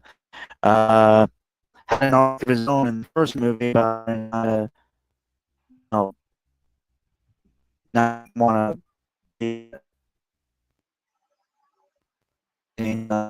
So he's pretty relevant. What I mean is that the mundane human world aspects get in the way of the actual IP, and it functions as padding no matter how much weight they give those human characters. And unnecessary padding is unnecessary. One of the reasons I think the Mario. I think we're just gonna disagree. We're gonna agree to disagree here. I'm not gonna change your mind. You're not gonna change mine. One of the reasons why the Mario Brothers movie did so much better, I think, than the Sonic movies did, which isn't to say the Sonic movies did badly. It's just that they made a heck of a lot less money than the Mario Brothers movie. One of the reasons I think that is because the Mario Brothers movie was pretty much all Mario and Mario's world. There was no extraneous mundane element. Whereas Sonic is, admittedly, more and more as the sequels go along, they're cutting out the human characters as much as they can get away with cutting them out. But you could have also done this so that there was no extraneous human characters. Yes, moving on. Okay, I'm sorry for yelling. It's just... Yeah, but anyway, moving forward.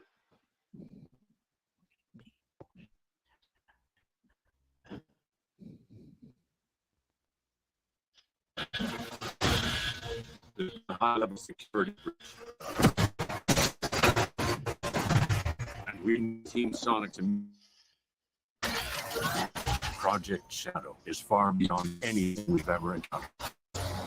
Shadow's story began a lot like your Sonic. Where you... I don't think I ever mentioned. I love all the characters is really well done.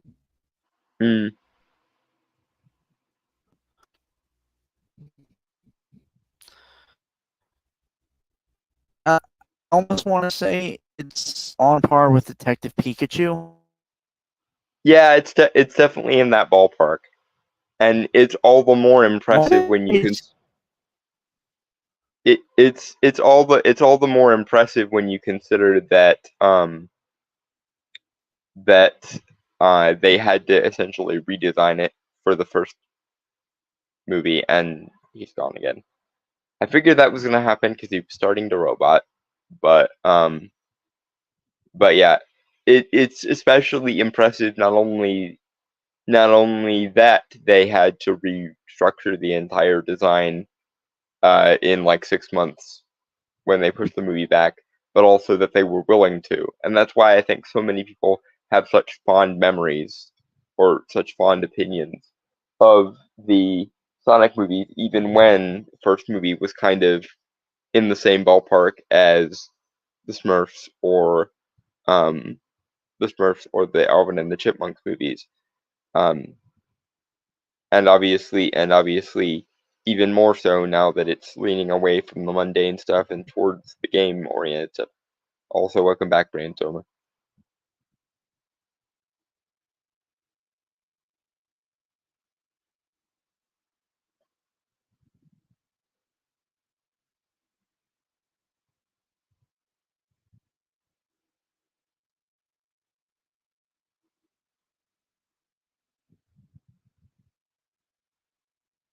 Oh dear, there's lag. I'm not sure if he's talking or not.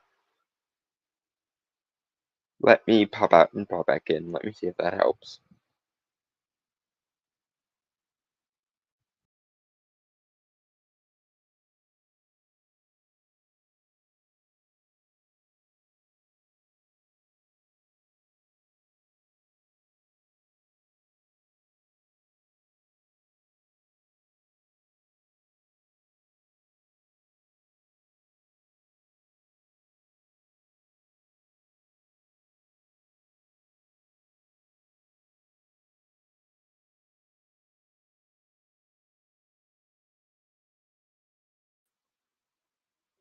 Okay, there we go.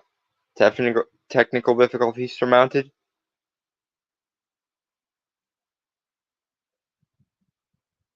Brainstormer.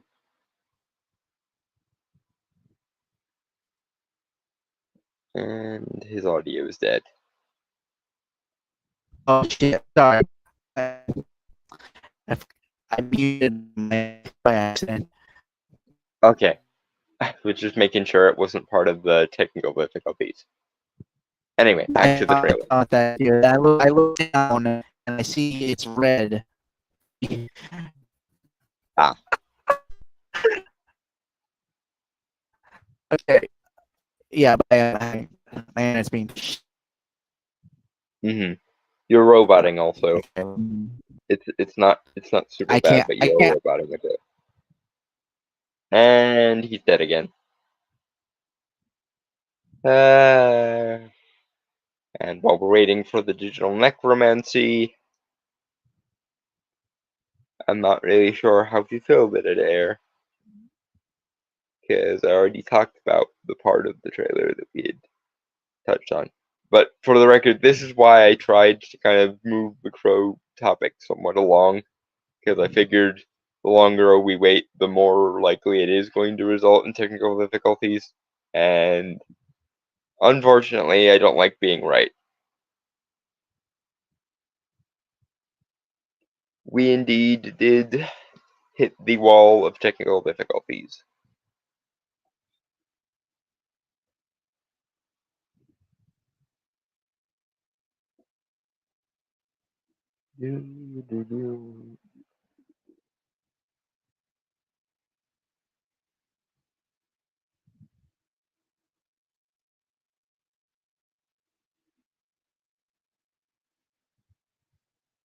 Oh dear.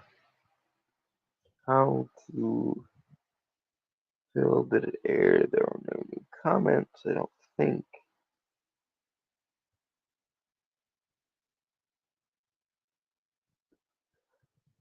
Oh, oh fuck.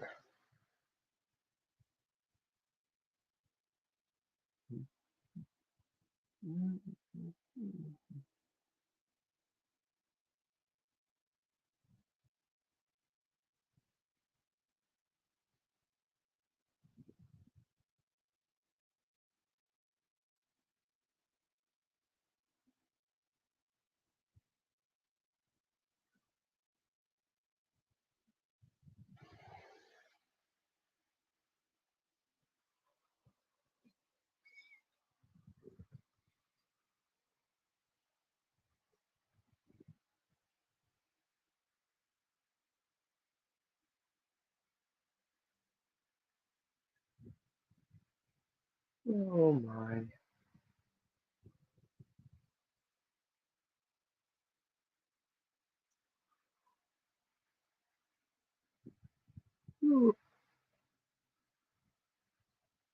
Oh damn. It's annoying. I hate yawning. Almost as much as I'm sure Brainstormer is heating on his computer right now. Okay, maybe not that much, but still, I dislike yawning. 'Cause it's definitely not quite so much as Brainstormer is heating on his computer right now. Oh my.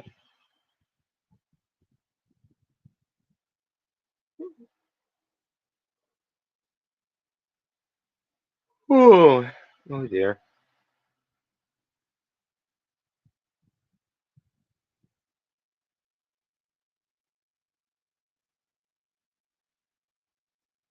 Pretty soon we'll have to start making plans for October again. That should be fun.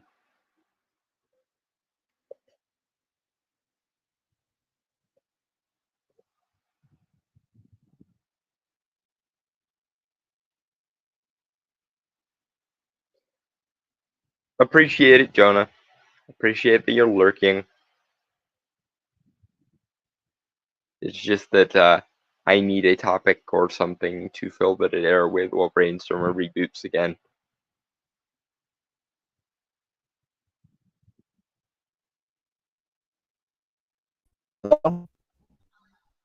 Okay. Are we back? Good, good. I think so. Okay. GG. Uh, And back to the so trailer. why are you being a lurker, Jonah? Yeah.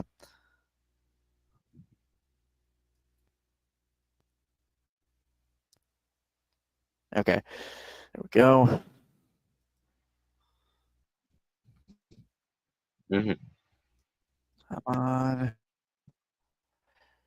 Banana or chili dog. Banana. Family and friends. Shadow found only pain and loss. All right, we got a rogue alien on the loose. How do we find it? Giant fireball? I love it. Let's go.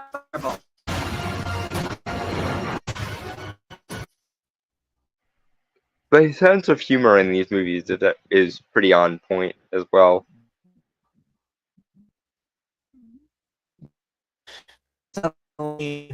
Not trying to be adult or anything or mature or whatever.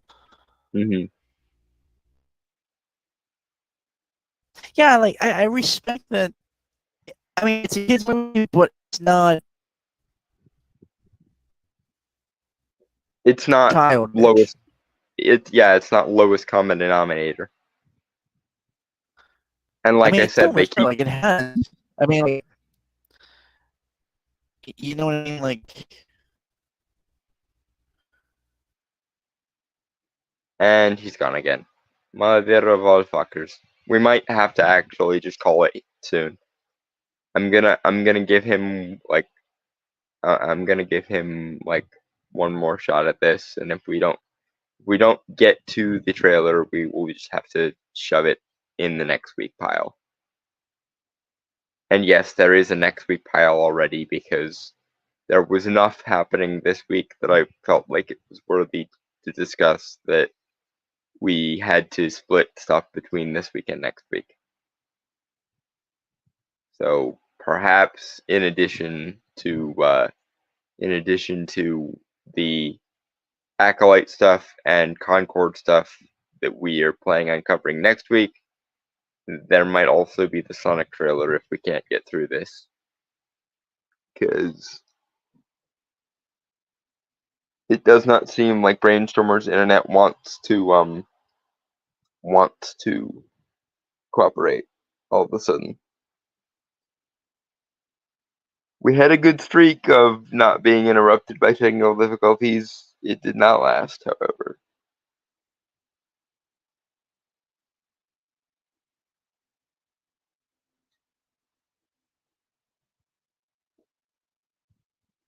So we'll give him one more. We'll give him one more shot, and if something goes wrong again, we might just have to call it there. Kiss my fucking god! I know Brainstormer's blood pressure goes up every time this happens, and it's also not something that I'm particularly fond of myself either. Because about the third or fourth bout of technical difficulties makes me want to throw my phone into a volcano. Want to being the operative word there. Cast it back into the fire from whence it came. Well,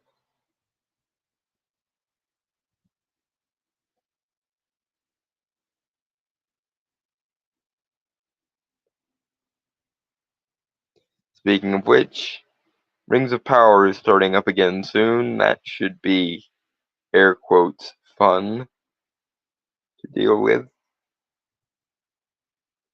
By which I mean it will be fun to try and kill the thing with fire. Because for some reason Amazon continues to not learn their goddamn lesson. Which is predictable, but still annoying. Amazon, just stick with Invincible, The Boys, and Hazbin Hotel for the foreseeable future.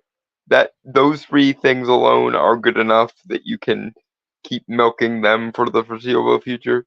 Seriously, you don't need to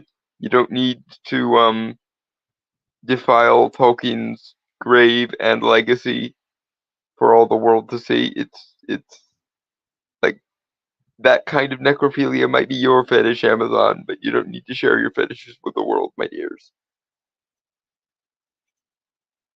And the longer you bitch and pussyfoot about trying desperately to make the Tolkien fan base happy, that's the longer I have to wait for Hazbin Hotel Season 2. And both of those things make me upset because I don't like watching Tolkien's legacy get borked into oblivion, and I don't like waiting for Hazbin Hotel Season 2 either. So you can make for the good ending, Amazon, if you just cancel Rings of Power and devote those resources and probably quite a bit of the money that you were wasting on Rings of Power towards more seasons of Hazbin Hotel. More and better and longer seasons, please. Because I'm also just generally sick of this whole 8 episodes somehow counts as a season bullshit. A proper season is 13 episodes minimum. Anything less than that, and I get annoyed. And he's back. Hello? Yes. Okay. We'll- Fucking We'll try son this of a one more bitch. time. We'll try this one more time, and if it fucks up again, I think we just should just call it. Because my god, this is getting ridiculous now.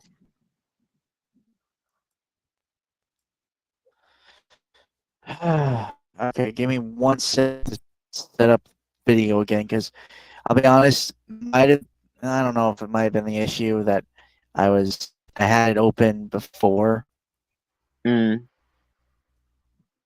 so we'll see what happens now.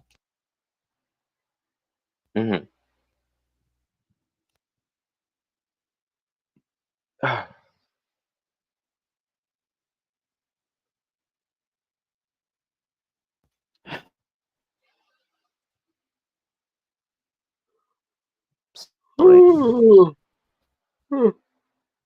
Cheap is I wonder why cheap is mother. God damn it. Won't be long, and we'll have to start planning for October. That's good news.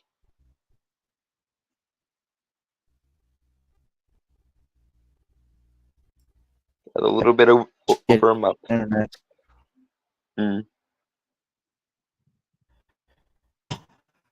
on. We might have to cut our losses, honestly. We'll just move the Sonic trailer to next week. It says Yeah, I figured that was gonna happen soon. I would leave the call, but I don't know if Brainstormer has the ability to end the call at the moment, and I'm not gonna leave you guys just staring at a black screen of nothing. My inane ramblings are better than nothing at the very least. Okay. I think we should just call it at this point. Your internet is not cooperating.